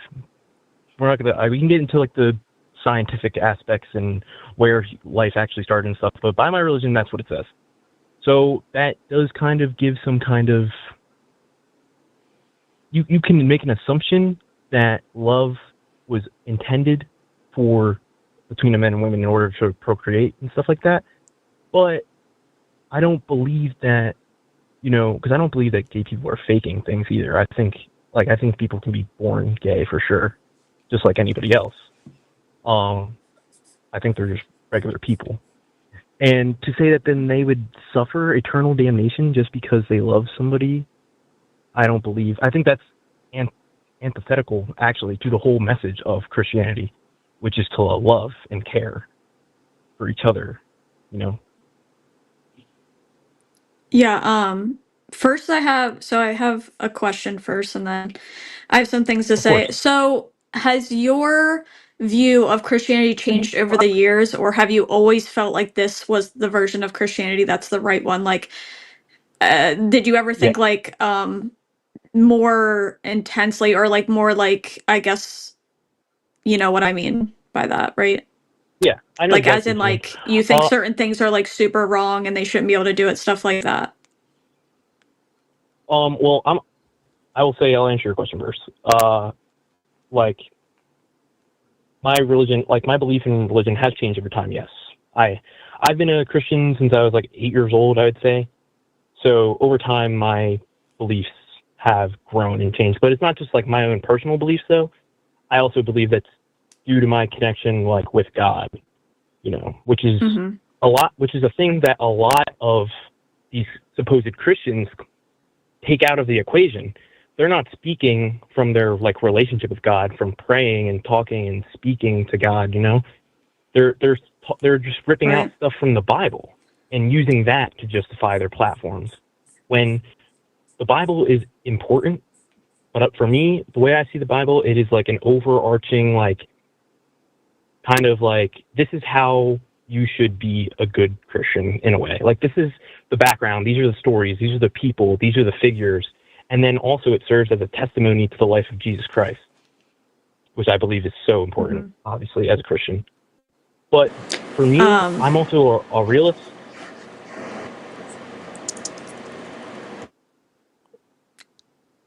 Yeah, I just wanted Yeah. to say that.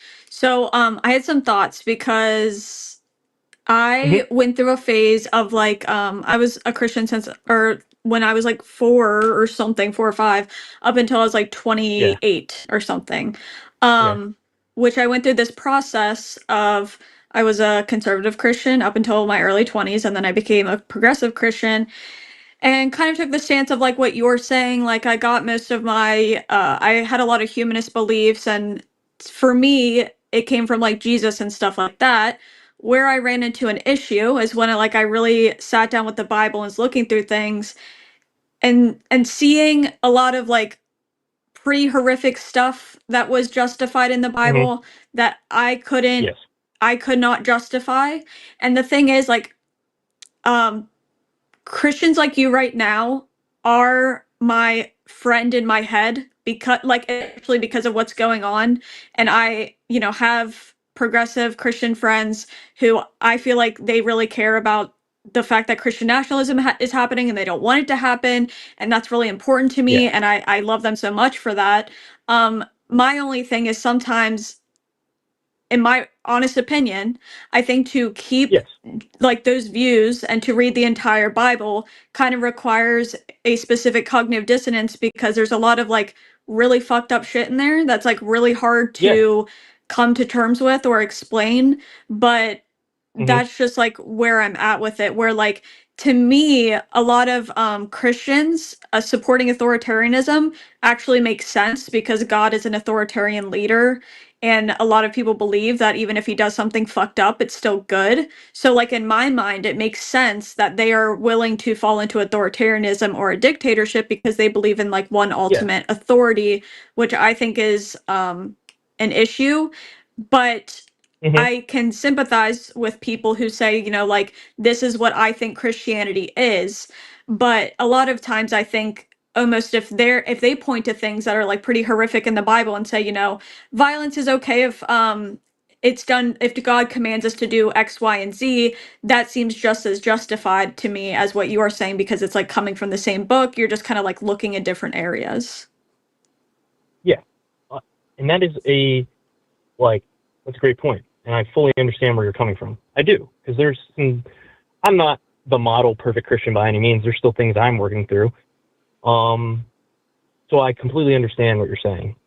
For moments like that with the Bible, I'm going to say something that's probably going to seem a little bit controversial to a lot of, Bible thumpers and people that live their life by the Bible.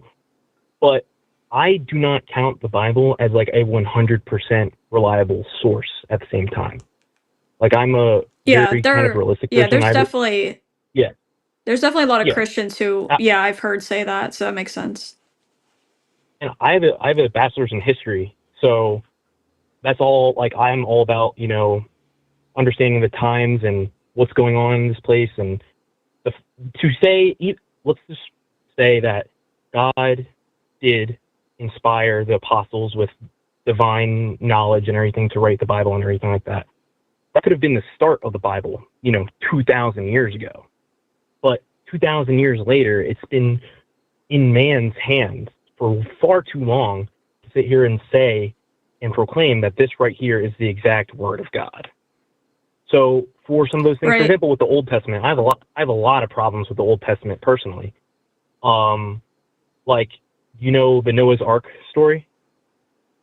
Mm-hmm. Yeah. Yes. So That's one of the personally, moments I where I'm believe, like, yeah, where yeah, yeah. if that I don't story believe. is real, then like God Mhm. drowned every woman, child, and Oh yeah. living thing Mhm. on, it's like that sounds horrible. And as a Christian growing up, I was just taught to accept that and just be like, well, this was a different God, because you got to separate the Old Testament and the New Testament, which makes no sense to me at all. First of all, because God is God, God is eternal, God is, I think what the Bible does a lot, it really tries to kind of communicate how God is in a human's brain, but in reality, there's no way that as humans beings that we can fully understand the totality of God. And trying to understand the totality of God is, I feel like, what leads us into these Christian nationalism things where they're saying, well, God wants this, God wants this, God wants this, but really we don't really know. But back to But- the Noah's Ark. Sorry, continue. Oh, I was just gonna ask, how do you decide what is actually like valid in the Bible or not? Because it kind of feels like to me, and this is what I did for a while, is I picked the things I felt like were good and aligned with Yeah. my views that I had outside of the Bible, and kind of ignored the things that I felt like didn't agree with the morality that I had, and it kind of felt like my morality, my empathy, things like that were constantly at war with each other when reading the Bible, because one of my issues is people say that, like, they always attribute the good things to God, right? They say, like, when a good thing happens, thank God, or when they talk about being kind, they say that's what Jesus wants us to do. But then when it comes to the stuff in the Bible that's like really hard to look at or really hard to reason with, we say, well, we don't understand that. So that's where I like kind of take issue, and that's like a big reason I didn't really see a point in believing anymore if I didn't know what parts of the Bible even mattered or which ones were real or really anything like that. Because at what point do I just say, I don't know what this God wants. I don't even know if there is a God. I don't know what parts of this is true. Like, at what point, like, I guess my question is, like, why, in my mind, why follow it if we don't even know really if any of it's accurate at all? So the main reason to at least follow God is just purely driven by faith. Like me, I 100% believe that God is real. However, when I then apply to organized religion, like, I don't think that organized religions have all the answers at all. Honestly, I haven't been to church in a while because I don't really enjoy the church environment that I kind of grew up in, because it comes from, similarly to, how the Catholic Church, the only way apparently that you can talk to God is through a priest or someone of that nature, a clergy member. I don't believe that at all. I don't think that's how God would, like, make it that way. I believe that was created by people to give the church, the Catholic Church, more validity and to give them authority from God to then be able to tell people what to do. I don't believe that at all. I think that's complete bullshit, straight up. I also, again, so it's hard though. It is hard to kind of pick these things out and be like, okay, yeah, that's probably not how things really are. This was probably added in by some corrupt clergy member or king or something like that to try and gain more authority. The only way that I personally have been able to kind of see through some of the human lies that I believe exist throughout the Bible and through organized religion is just through education. Like I said, my degree in history, so looking at the history of these events from a non-religious perspective, while also developing my connection with God. I pray all the time, and obviously that's immaterial proof that I have. So for non-believers, I've been called like schizophrenic before and all that stuff. But for me, that's truly a thing. Like, I pray, and the feeling that descends upon me when I pray is just, have always been, since I've been a very young child, immediate calm, clear thinking, and it helps me get through things. And so since I believe that there's this God that exists, this benevolent, omnipotent, omnipresent God, I sometimes take a little bit of liberty myself with my relationship with God and everything to kind of take out those things that just don't make sense. And I really got my first flash with that in freshman year of college with the Noah's Ark story, which is why I was bringing that up, because the Jewish people, as we know it, did not create the Noah's Ark story. That story was actually created by the Sumerians thousands of years before the Jews as we know them appear on the historical scale. The ancient Sumerians, in the Epic of Gilgamesh, which is like one of the earliest forms of writing, like stories basically in all of human history, in the Epic of Gilgamesh, the flood story that is in, the Old Testament is literally described thousands of years before the Jews become a thing as we know it. So, Well, Andrew, I think my name's Matt. Sorry. Oh my God, Andrew, Matt, Matt. Jesus, we had such You're a still in that long other call. conversation with Andrew that I haven't burned into my brain. I'm so sorry, Matt. Jeez. Oh yeah, he was a dickhead. He's something, isn't he? So sorry to call you his name. Matt. So I think what I struggle with, because I like the way that your view of your faith is kind of like, it's similar to like my parents and like that sort of thing, where you're wanting to find the value in it and sort of like leaving the rest. But a when you have a book like the Bible that gives people the ability to cherry pick and interpret however they want to, the power that holds is too much. Like, you have this book that for you, you know, the baseline of it is love and care for each other, and so that's sort of like the core principle, and then everything else like you take or leave based on like what makes sense for you. But what's interesting about that is that that means that you created a value judgment in your head of what in the Bible makes sense to keep and what in the Bible makes sense to leave. Like, what do you take as like a story that's a metaphor, and what is something that like you really do believe happened, or like maybe it's sort of like time stamped. So like at the time maybe that conversation made sense and now it doesn't.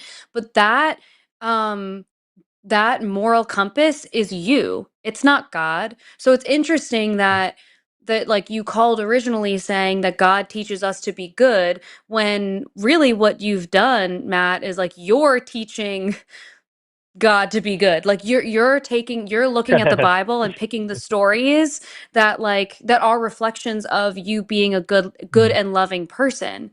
So I don't know. It's a weird thing, because part of me is like, I think I completely understand and resonate with people wanting like a higher power and really believing that to be true. And it just feels like the amount of work, like Taylor said earlier in this conversation, is like the cognitive dissonance you have to make the Bible work is like just like, it's you're doing so much to like filter through the what's good and what's bad, that like it ends up being like kind of a dangerous tool, you know? Oh, yeah. I see what you're saying 100%. I mean, again, that's just personally what I do. It's based off of my relationship. Like, I know God. I know God. Like, I know what, not in the aspect of like how they say, or like, oh, God wouldn't like this, but I mean like as far as the compassion and love and care that like is essential to God, but also essential to us as people, because He created us. So, for example, if in the Bible somewhere it said that like once a year, you had to go find like a Muslim and like kill them in your backyard or something like that. I'm sorry for like the extreme example that just popped in my head. If the Bible plain and clear said that, and there was a preacher preaching to me saying, this is what we have to do, this is what God says, I would just not do that, because I wouldn't believe that's what God commanded. Even if it's in this holy scripture that apparently says so, I wouldn't do that, and I would take my chance on the God that I know for when it's my time to have my judgment, and then I will face God and accept the consequences for my decision, because for my true belief. Now, if I turn out to be wrong, and it turns out God is this insanely vengeful and bloodthirsty God, well, I guess I'll have to, accept that. But I don't personally believe that, even if there are some things in the Bible, I don't believe that was actually God. But I do see what you say about the Well, cognitive but dissonance. but then, like, in that circumstance, you're acting on, like, you're acting on your goodness. You're choosing the things that are good because you're a humanist, not because you're a Christian. Like, there are examples of goodness in the Bible, but that's Yeah. not dictating Hmm. you as much as you wanting what's best for humanity and making choices rooted in that. Yes. I see what you're saying. Well, the thing So, is, too, I you am know, I am a humanist. It's a weird combination. I'm a humanist and a Christian. It's a conflicting thing, but it's true. I do very much care for people, but for me, I don't believe that comes from me though. That's the thing, because I had a rough life. Like socially, I was bullied a lot growing up and everything, and romantically, I struggled with relationships up until I was in college, and all this stuff. Like for all intents and purposes, without God, I should hate people. I should want people to suffer for what they've done to me. But the reason I'm not like that, the reason I'm not a hateful person is not because of my life experiences and learning from that. It's because of my faith in God and my belief that God would want me to be a good person. And that is what I should try my best to do. Taylor, you're muted. Damn. Okay, my first question is, what makes the first question is what makes your interpretation of what God is and how God loves and how God whatever, how is yours more legitimate than somebody else's who says stuff like who looks through the lens of God as like more like, oh, tough love, or like kind of anything he does is always good because God can do nothing wrong. And number two, how would you really explain people who don't have God in their lives and don't believe in God, how maybe they get through hard times and come out on the other side as very empathetic or humanist type people? If like you're claiming that's coming from God, why do we also see people who don't believe or different religions have that same thing that they can come out with at the end of like trauma or bad experiences? Mm-hmm. Can you? I'm sorry. Can you run your first question by me again? Yeah, I'm kind of asking you why your interpretation Oh, of what yeah. God is or what his goodness is or what his love is more legitimate than somebody else's that might not look the same as yours. And they say they Mm. know God and they know the right interpretation. Well, I would simply. It's See, that's the hard part about being a Christian sometimes is you have to operate a lot on faith, and belief, and so I don't have physical proof to say that they, for their interpretation of God, is wrong. If they have the physical proof of the scripture and everything to prove that, and that's what they're standing on, then there's nothing I can do to change that. Except the only thing I can do is disagree with it, and then speak to God, about it, and with my own personal connection, and just continue to treat people well. Because my life, and I guess again, it would be more of a personal thing, was my life, ever since I've let go of a lot of, negative emotions that I've had throughout my life, which I will say therapy is important for that too. Mm-hmm. And I really learned to be able to just not be so like reactive to so many things. That also was what really helped me kind of be able to go into my faith a lot more, and to really feel that kind of peace and calm that descends upon somebody when you're living a godly life per se, which I know is hard. That's not a great explanation. It's just really hard for me to kind of think of a kind of physical, like I don't have like a physical like lie detector or like anything like that. It's simply No, but like just my core common. Yeah. where Mhm. where do you explain like other people getting that type of like outcome, like where they don't have God in their lives but they feel like they Okay. came out the other end very empathetic and loving and like making it into something positive? How, like, hmm what do you think brings them to that then? If you're saying that's So, like the work of God, how do they get there? so, I mean, this may sound like a little bit of a cop out answer, and so I understand that. I'm self aware when I'm saying this, but for me personally, I believe that God works in people's lives even if they're not aware of it. So I think that could have something to do with it. I also genuinely believe that, you know, I think people are good, like overall. Like when you're born, like you're not born like evil, like some Christians believe. Some Christians believe that the flesh is inherently sinful, and as soon as you're born, like you are a marked sinner. I don't believe that at all. So I do think it is possible, since we are inherently like good beings, in my opinion, it's through these terrible experiences and when evil comes into our lives that we're vulnerable to that kind of evil staying with us and then showing itself through our actions, our negative actions and emotions and things like that. But I do believe that some people also are just like living a godly life without realizing it, I guess, if that kind of makes sense. Like they're Do those following people the still go to teachings and hell? they're no, not in my opinion. Again, my opinion, Okay. like I said, in my opinion, in my belief, I don't believe that. I don't believe that the all-knowing, all-powerful, loving God would send anyone to hell simply just because they were never introduced to God. I don't believe that at all. Some people disagree with me. A lot of Christians disagree with me. But for my belief of the God that I know and love and have relationships with, I do not believe that's something that he would do. So the Go issue ahead, that you... Alyssa. Oh, sorry. Oh, okay. The I issue that just you may think have like is...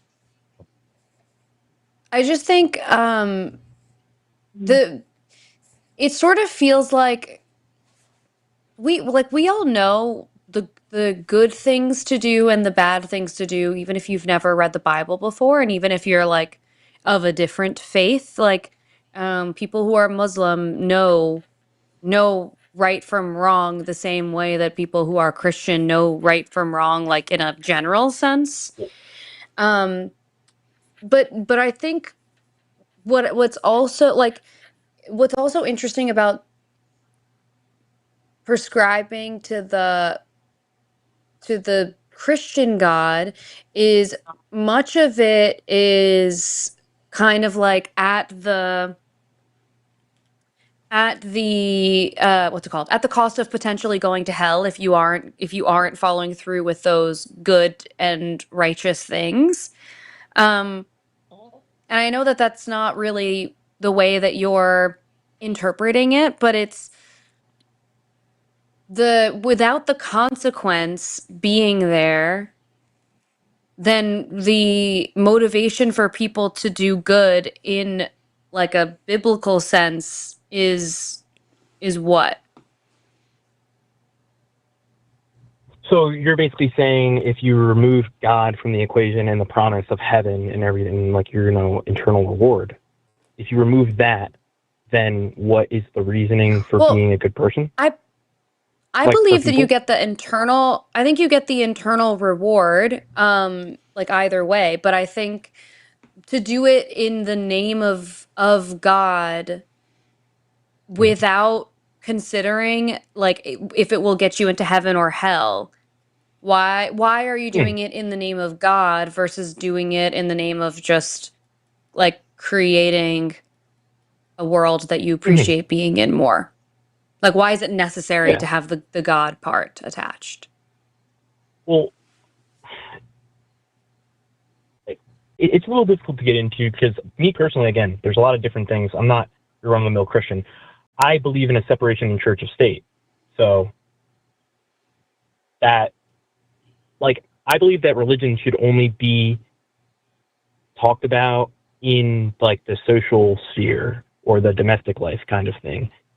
As an American, and I also serve I'm in the Army Reserve, so like that whole thing too. I believe in separations of church and state. So every Christian that tries to bring God into our government, I believe is wrong. And I also don't believe personally that's what God would necessarily want, because he gave us free will. So these people are trying to say that they're trying to command people to follow God when God himself doesn't even command people to follow him.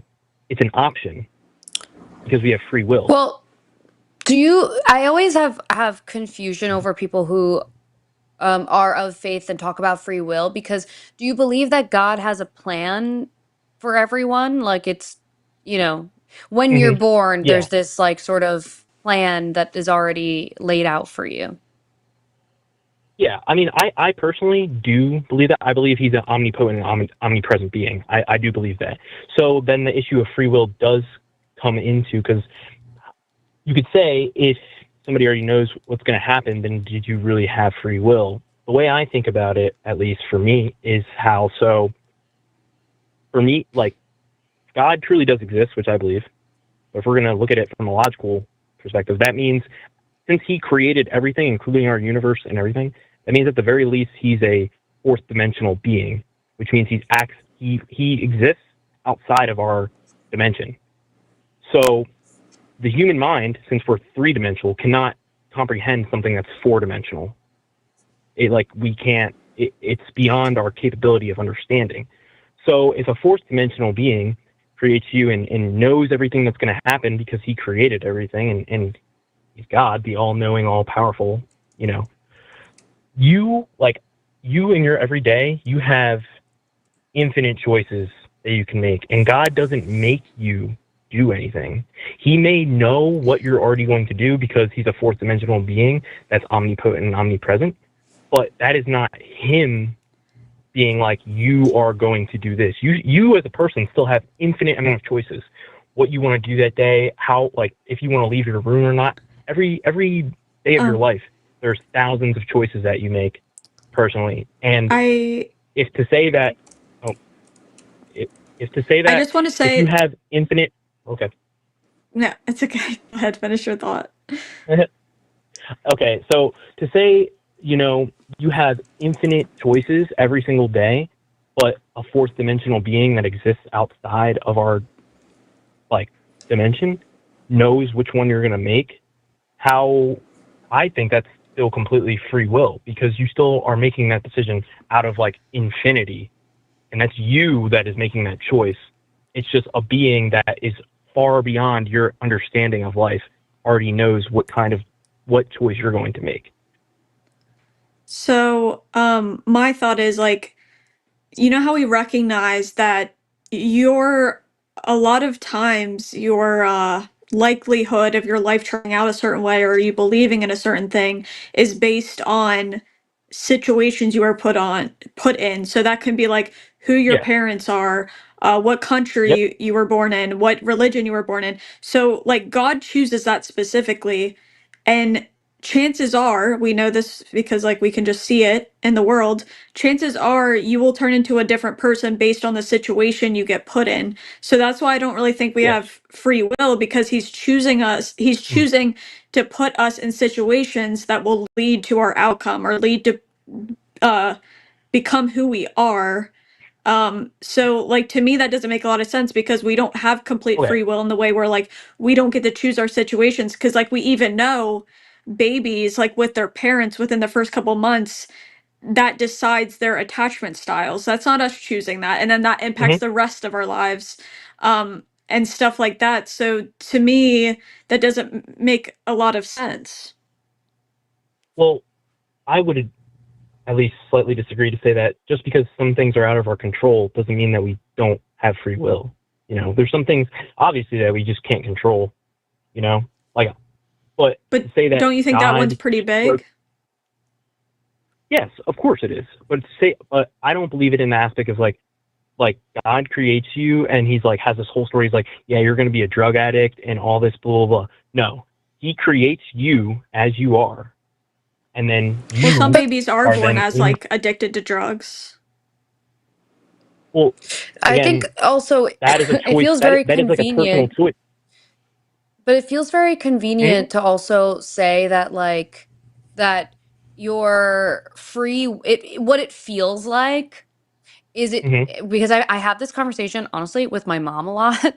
What it feels like is free will works when we are making bad choices. Then it's well, that's your free will.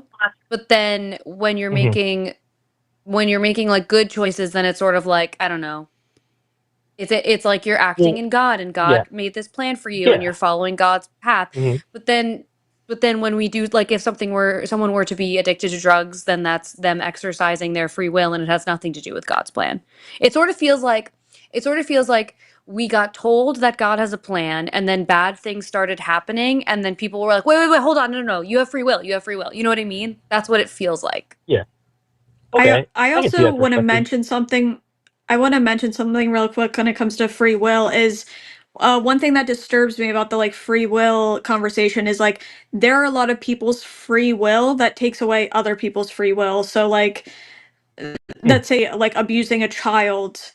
God cares more about that abuser's free will than that child that doesn't have the free will to escape that situation or escape being whatever's done to them. That's like disturbing to me that some people's free will is more important than others because obviously there are plenty of people on planet Earth that do not get the free will to like walk away from something or make their own choices or whatever it might be. So would you say then it would be free will if God just made us all do good things?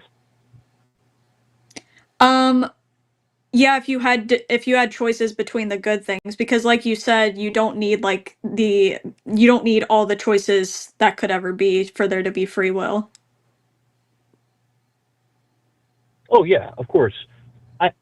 I was more saying like, so this is why I believe that God doesn't interfere. God does interfere, but the thing is, God can do whatever he wants. He can interfere, he cannot interfere, he can interfere at specific times, he cannot interfere at specific times. The issue that I see from a logical standpoint of interfering in all the bad things that happen around the world, like every single day, then are we really even living at that point? You know, that's why I say free will, because God allows God, if he wanted to, snap his fingers and like the earth would be gone. You know what I'm saying? But he allows us to live our lives, and that involves bad things happening, unfortunately. But that's just because we're imperfect creatures. You know, we're sinful creatures. We make mistakes. We do bad things sometimes. But to allow us to then do that is what, you know, that free will is. Because in reality, he could just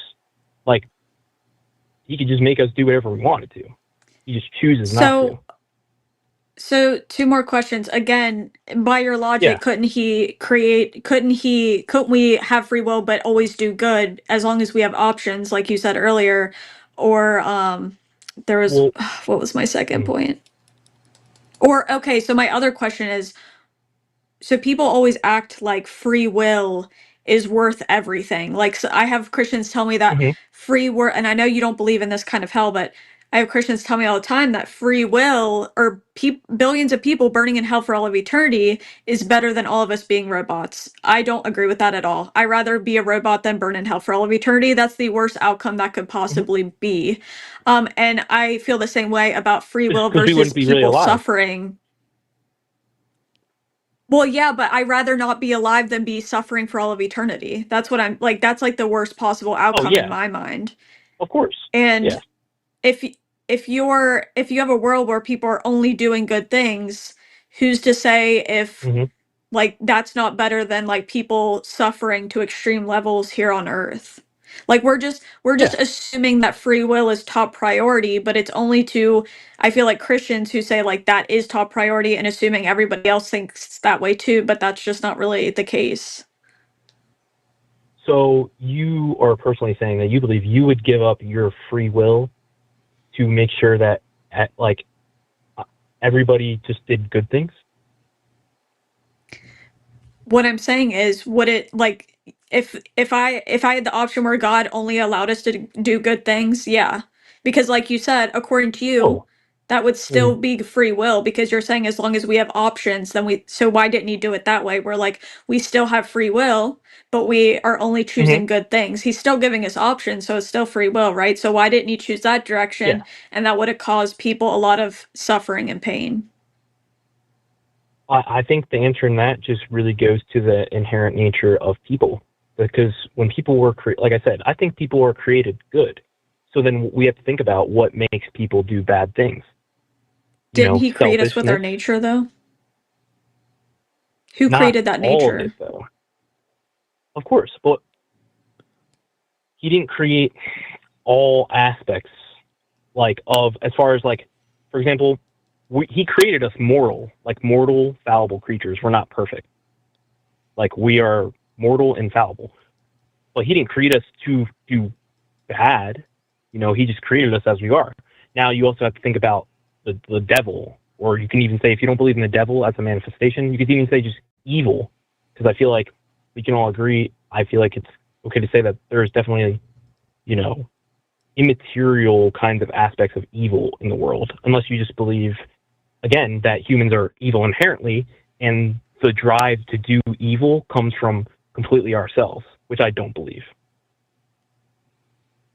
But again, but are we agreeing that like if God wanted to, he could give us free will and we wouldn't have to suffer?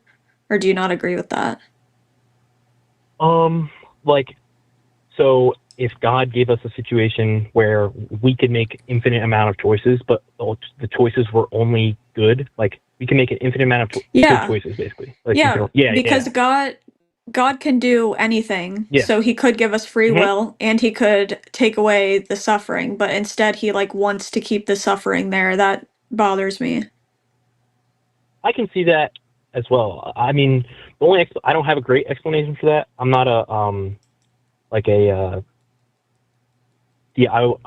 went to a private Catholic college, so I took some theocracy classes, but that's not like my main focus.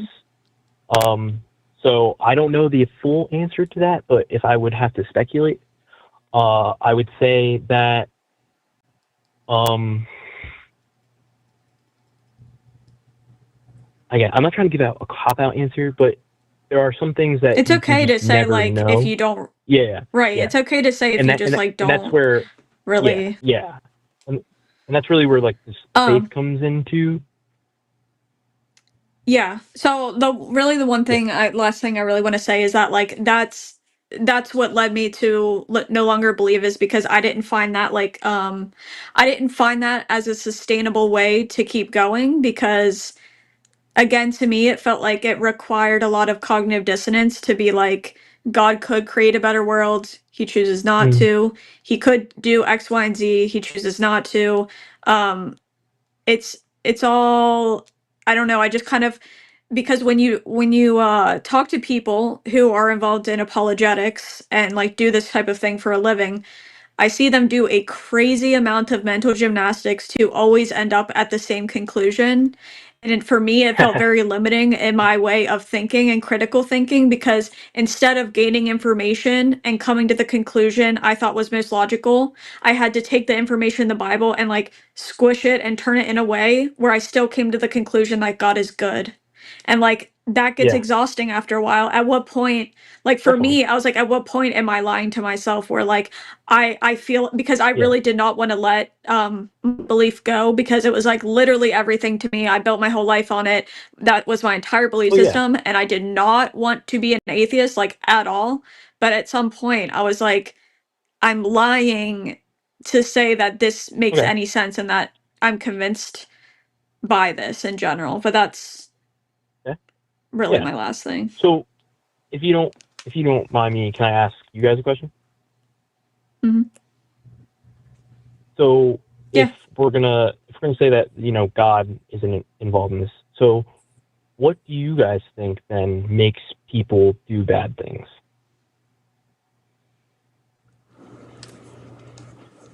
I think people just make poor choices. There's like so many reasons why people do bad things.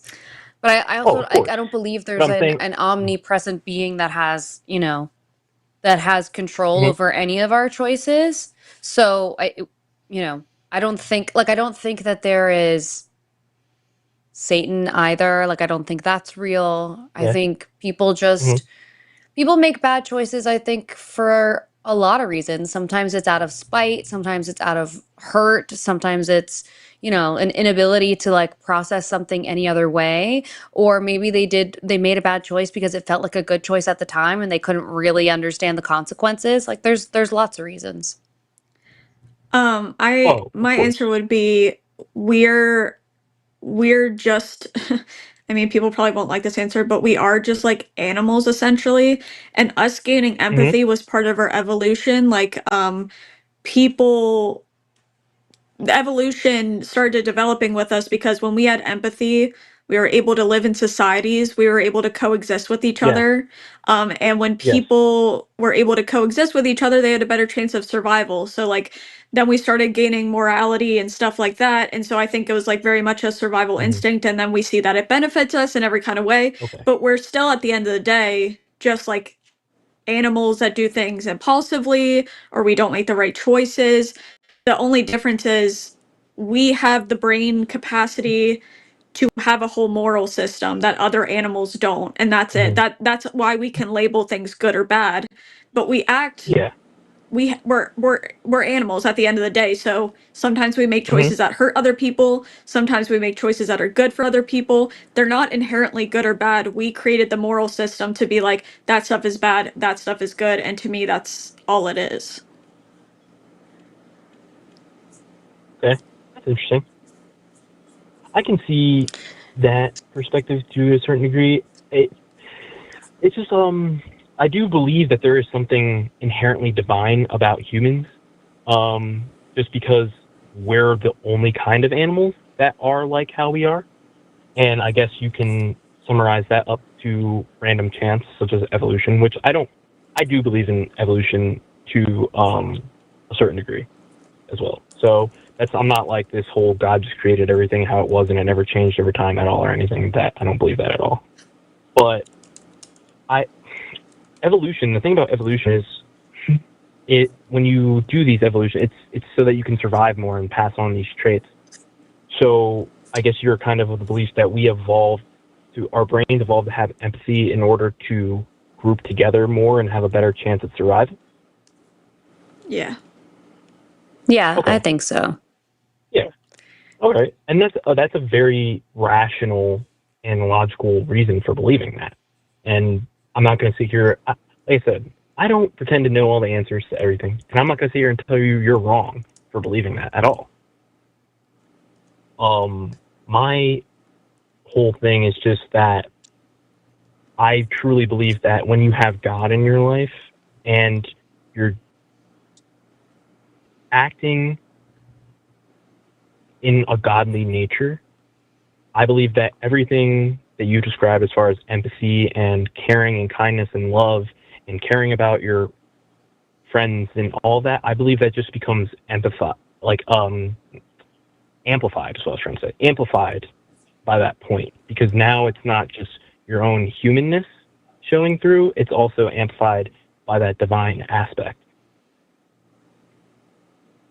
Do you ever think people just feel like they maybe need God or develop the idea of God because they need something to point to understand like our consciousness or our sentience, since that's like we're only human, so it's hard for us to wrap our minds around each specific thing. Like there's a lot of gaps in knowledge we have. Do you think it's easier to be like, oh, I did this good thing regardless of this because I have God, instead of just saying, you know, Yeah. this is my empathy and I'm choosing to recognize it and make the choice I think is Yeah. right? Do you think maybe it's like just an explanation for some people and that feels better?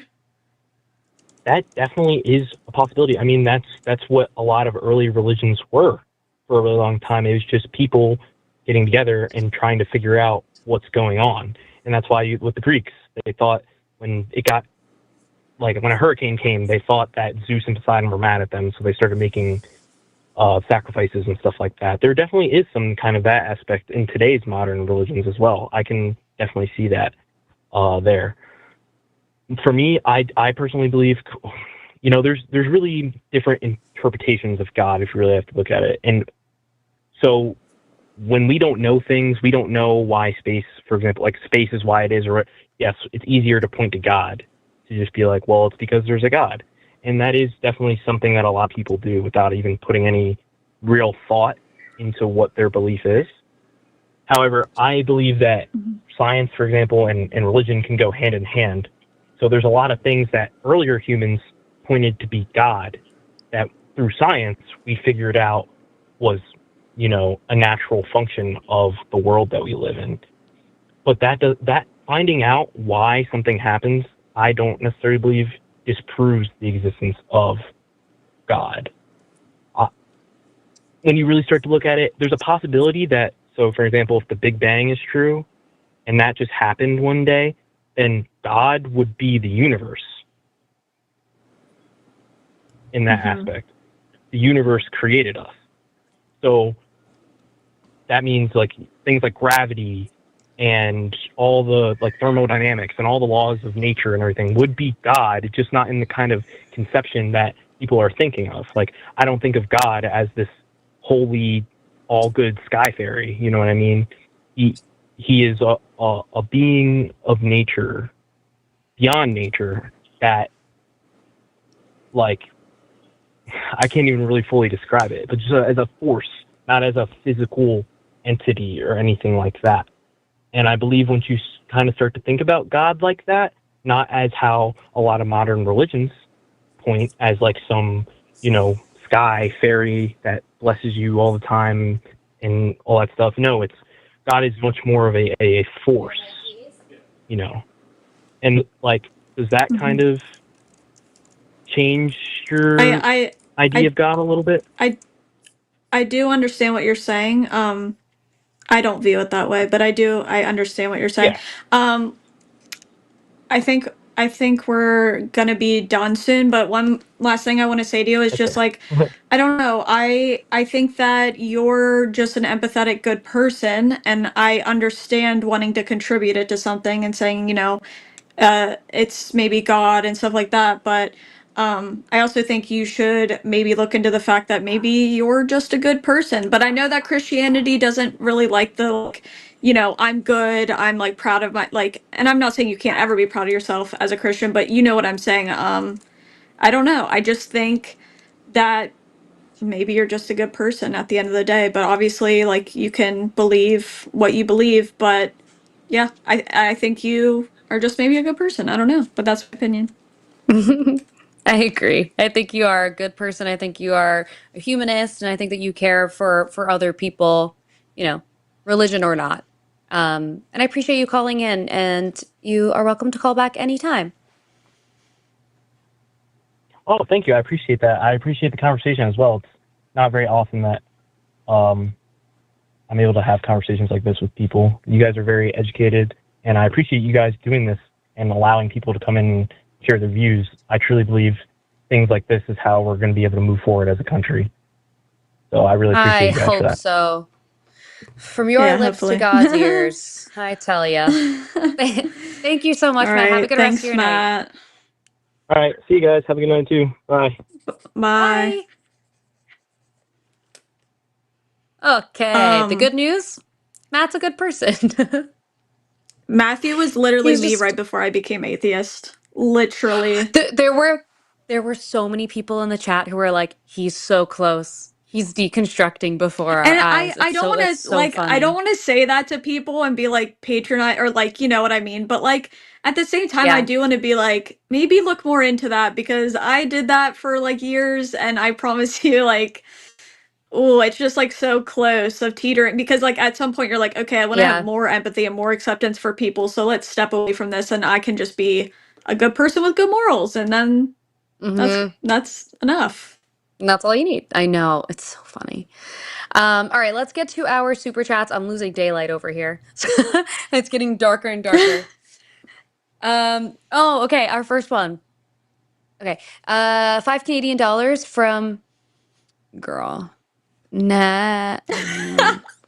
That feels like something I should be able to read, and I can't. Yo, what's up? My name's Jared. I'm 19 and I never fucking learned how to read. Yeah. That's Literally. me. Super Okay. chats. Oh my God. Ladylike, some of the best belches I've ever heard were from my sisters. You know what? My sister has the craziest Preach burps it. I've ever heard in my life. So yes, you're right. You are absolutely right. $5 from Alishana Silverbow. What do you call a teacher who never farts in public? A private tutor. Hashtag not a poop joke. Hashtag soup don't stop. Hashtag Dath. Nice. Wait, what is Dath again? Don't apologize to him. Oh, okay, that's right. That's right.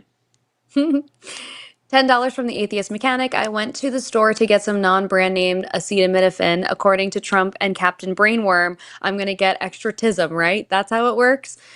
The craziest part was watching him try to pronounce acetaminophen. Oh And my god, it was so bad. It was so and he bad. I said couldn't even look at he said it. something.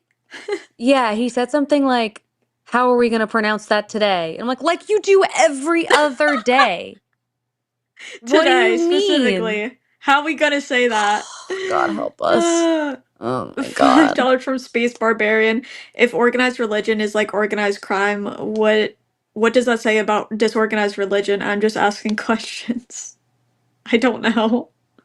I don't know. I don't know.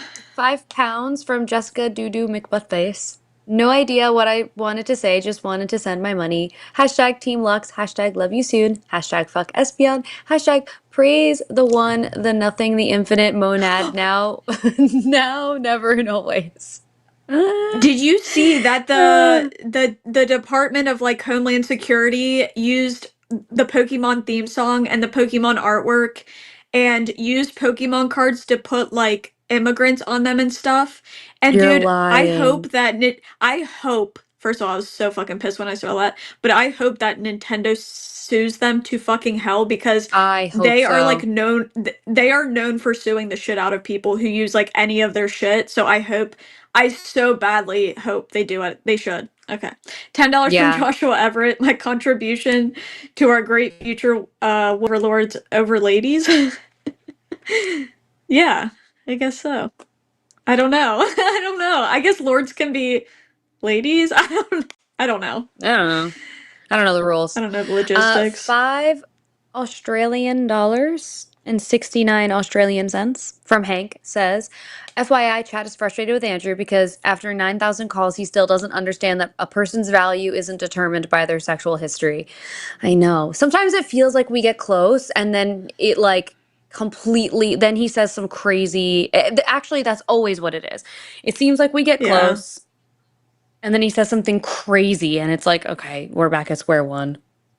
I don't think he's given up the red pill brain rot. It doesn't seem. No, But he who hasn't. knows? But the more he calls, though, the more I think we poke holes in it, and you know, who knows? I hope Maybe he does the actual homework I gave him of like writing down these things and then looking up what the actual studies are on it because maybe that Yeah. would change his mind. $10 from the atheist mechanic. Go figure Andrew finds stats to fit his narrative. Shocking.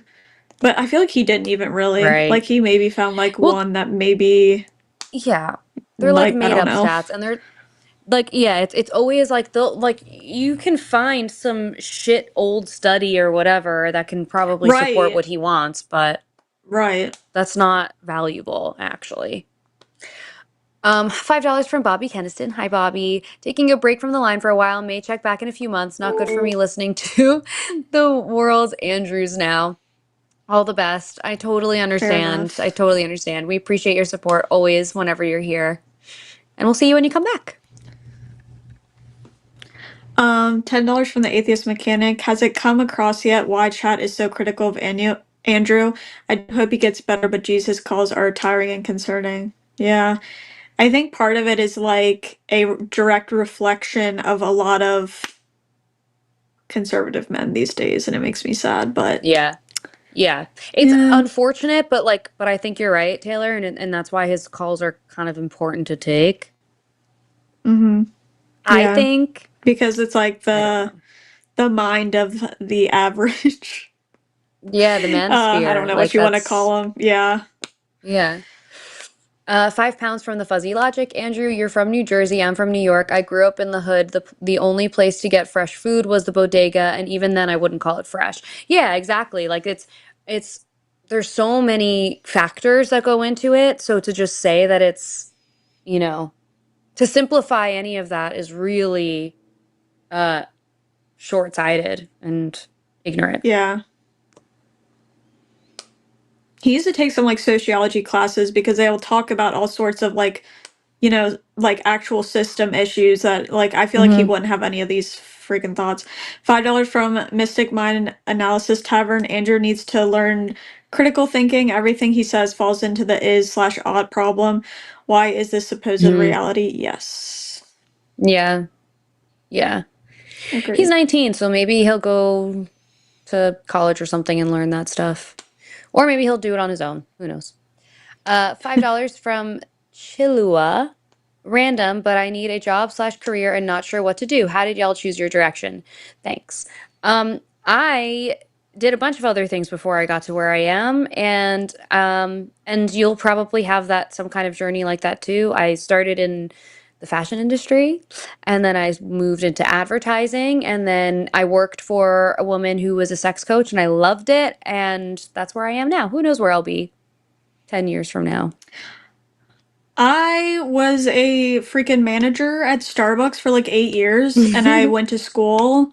But I knew I always wanted to do something involving like helping people on some kind of level. And I still really like deep down want to be a therapist, but I don't want to go back to school right now. That sounds horrible. But I got my degree. I double majored in community advocacy and social policy and sociology. So if I chose to get a job in that field, I would do like casework, but I ended up just doing like content full time, which not sure. I don't think that's gonna last forever, honestly. I'll probably get tired of it eventually, so we'll see. I did not purposefully choose this. It just happened. Yeah, ride it till the wheels fall off, and then you could do something else. Yeah. I think this one might be you, actually. $5 from Alyssa Silverbow, Andrew Source, Red Pill, Daily Times, careful, it smells like ass because it came from the butt. True. Awesome. Love it. $5 from Joshua West. Do you still think you're making progress with Andrew? I don't know. Sometimes yes, sometimes no, but I would rather have the conversation with, like, if you could have the conversation with someone like Andrew Tate, Andrew Wilson, whatever, then I would rather have the conversation than not. Otherwise, then we're just talking in our own little vacuum all the time, which is like, I don't know. Also, Right. I probably shouldn't say this, but do you know who Andrew Wilson is? He's the guy who's like, he's one of the hosts of the Whatever Oh my podcast. god. I can't even say how I feel about him because I would be in trouble. Do you know that there is suspicion that he calls our show and that we've talked to him? And fucking I way. posted and Put me in, coach. I swear. Put me in. Well, he calls with different names, but I posted an old clip and a bunch of the comments were like, this sounds like Andrew Wilson. And then I was going back and forth and listening to it, and I was like, holy fuck, it does sound like him. So that'd be crazy because he's been trying to You need to send that to me because I will compare it. I will literally do some investigative work because I think he's literally never mind. I just think he's garbage, but that's all I'll say. He's not a good person. They reach out to me. They've been trying to get me on the Whatever podcast, and I'm not going to fucking do it. Oh god. But yeah, no. Are you joke? Absolutely not. Hell but no. They reach out to me after I talk about them on this show. So I'm sure I'll get a DM like later, whatever, this week, and it'll be like, yeah, and you still won't go on the podcast. You're a coward, blah, whatever. Who cares? You would absolutely obliterate them though. But yeah, I wouldn't go on either. But it wouldn't matter because they're gonna try and do some gotchas. They're gonna try and edit it to be crazy or whatever. Or I guess they don't edit it live. But it's not the point. They just do it. They want to humiliate. They just do it to like. Exactly. They just like that's the whole goal is to humiliate women because they're weak little sad men, and that's it. Yeah, it's not worth it. It's not worth it. But anyways, $4.99 from Silly Spaghetti. $5 vote for a 30-day ban on. Oh, Andrew, appreciate you both. Maybe we might do. I think at some point we will like stop taking his calls just to get other callers in. But I appreciate the vote. $5 from Ashray84. Andrew is why I have a master's degree and found success on my own. I never want to be beholden to someone like him. Preach it. Preach it. Yeah. I know it really does crack me up how he talks about a lot of things that are completely wrong and then tells me that I deadass shouldn't be able to vote and they should be able to vote. I'm like, dude, you just like told us you don't care about like real information. Why the fuck? Yeah, it makes no sense. $5 from Legally Mod. Also, Andrew, the person who built the computers for the Apollo lunar landers, was a trans woman, Margaret Hamilton. Oh yeah, I saw that in the chat too. Amazing. I love it. $10 from Alex S. Just wanted to comment on how well you did speaking with Andrew. Really well done. Thank you. We try. We really do. $20 from Mr. Boricua. 10. Andrew, you are an absolute misogynist, black-pilled, mealy-mouthed, self-contradictory mess. Get your butt the hell out of that echo chamber. You can do so much better, but you seem more proud to be this gross cons be damned. Yeah, like I think he has the potential to be better. Everyone does. He just needs to step out of this echo chamber because it's absolutely ruining him. It's ruining him. It really is. It's brain rot. $5 from Jamie M. What the F balls happened to Andrew? I know I'm a bit behind the stream, but holy flop. Yeah. He needs to get offline. Yeah. $5 from Alice. I really want to ask Andrew if a woman works as a construction lineman or as a lineman or in construction, should their husband cook and clean? I would like to know that as well. I'm He sure would he just would say they have shouldn't work that job. yeah, some excuse, something. $10 from Joshua Everett. Religion trains you to be okay with terrible things in two ways. You cheer terrible things done in the name of your faith and ignore terrible things under the idea of your gods will take care of it. Yeah. A lot of cognitive dissonance. I agree. Yes. $100 from WK Misty Nipples just for putting up with another Andrew call. Thank you so much. You're always so generous. So kind. Thank you. $10 from Sarah Talks Podcast. I've been quiet lately, but I'm here. Fave show on the line. Thanks, Sarah. Thanks, Sarah. That's so We love sweet. you. $5 from Tizen. Matt cherry picks in a religion that demands full obedience. This is self-defeating. Consider non-Abrahamic faiths or no non-faith at all. Faith in the self. I think he's gonna get there. I do too. I think he's very Low-key. close. $4.99 from Hannah Hodgins. Alyssa and Taylor, woot woot. Spooky season coming up. Keep up the hard work, gals. Oh my gosh. Okay, so that reminds me. I am like not a Ljub fan, but I saw them having outfits on Etsy like that you can crochet them, so I did it. And look at him. Halloween fit. Shut Also, up. It's so cute. My own advertisement. I sell these on my Etsy. Go look at my YouTube. Oh my god, I love Anyways, it. that was so fun. I love it. Yee, But so yeah, I love cute. spooky I'm also season. so It's the excited for spooky best. season. I'm gonna go to Hollywood Horror Nights on Thursday night, I think. I'm so excited. I'm gonna have to send you pictures of my crochet. We gotta share crochet pictures. Yes, please. Trade crochet pics. I'm obsessed with crochet. Please do. $10. I was about to say 10 California dollars. 10 Canadian dollars from Alex S. We could still have free will in a universe that didn't have such extremes in good and bad. Yeah. Period. Agreed. $5 from Space Barbarian. Secular ethics for dummies. Think about the consequences of your actions. True. Right. A lot of times the like consequences itself will deter people, so yeah. Right, exactly. $5 from President Starscream. Some great conversations tonight, but can we get back to monad? Did you know the monad exists in a superposition of both being and not being the monad? You guys in the monad are crazy. I think that's the one that I understand the least, but happy to keep it in chat. $5 from Ali Shauna Silverbow. Alyssa needs to tell us a ghost story with the light below her face. It's been Miss Spooktober. Have you done that? I know. You did. It just looks like it right now. I was like, so is that something you do? No, I look so spooky. $4.99 from Vegas Pam. Please keep Andrew in his cage next week. Oh my gosh. Wait, no, if you're taking a break from Andrew, do it 1 week when I'm here. Don't pick the week that I'm gone to take a break from Andrew. Yeah, maybe Erica would have a good time $9.99. with Andrew, I think. Oh yeah, she would. $9.99 from Crystal. Started the show late, just watching the Andrew call. He hates black women. He is so ignorant and wants to blame them for everything. That is wrong in the world. He's what's wrong with the world. Yeah, he's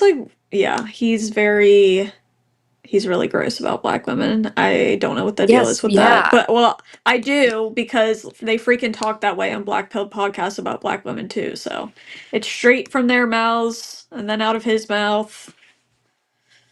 Garbage. $5 from Verna Smith. First time catching the live stream. Keep up the great work. Oh, yay. So glad you could join us today. Awesome. Thank you so much. $5 from the Fuzzy Logic. Matt even deconstructed a bit during the call. At first, God was triomni, thinking agent, and by the end, he was a deistic, unconscious, universal force. Yeah, I did think that was interesting. But, like, I don't really like it. Like, I know what he was getting at, but I don't like it when people just call, like, random things God because it just loses its meaning to me. So, like, if you want to call it that, like, sure, but, like, I'm not going to call it God ever, like, because it just isn't really what we think of, so... $5 from Idiot Iconoclast. But you replace all your biblical traditions with updated secular values and tradition, which is the original religion. Yeah, like you've created your own thing now. Yeah.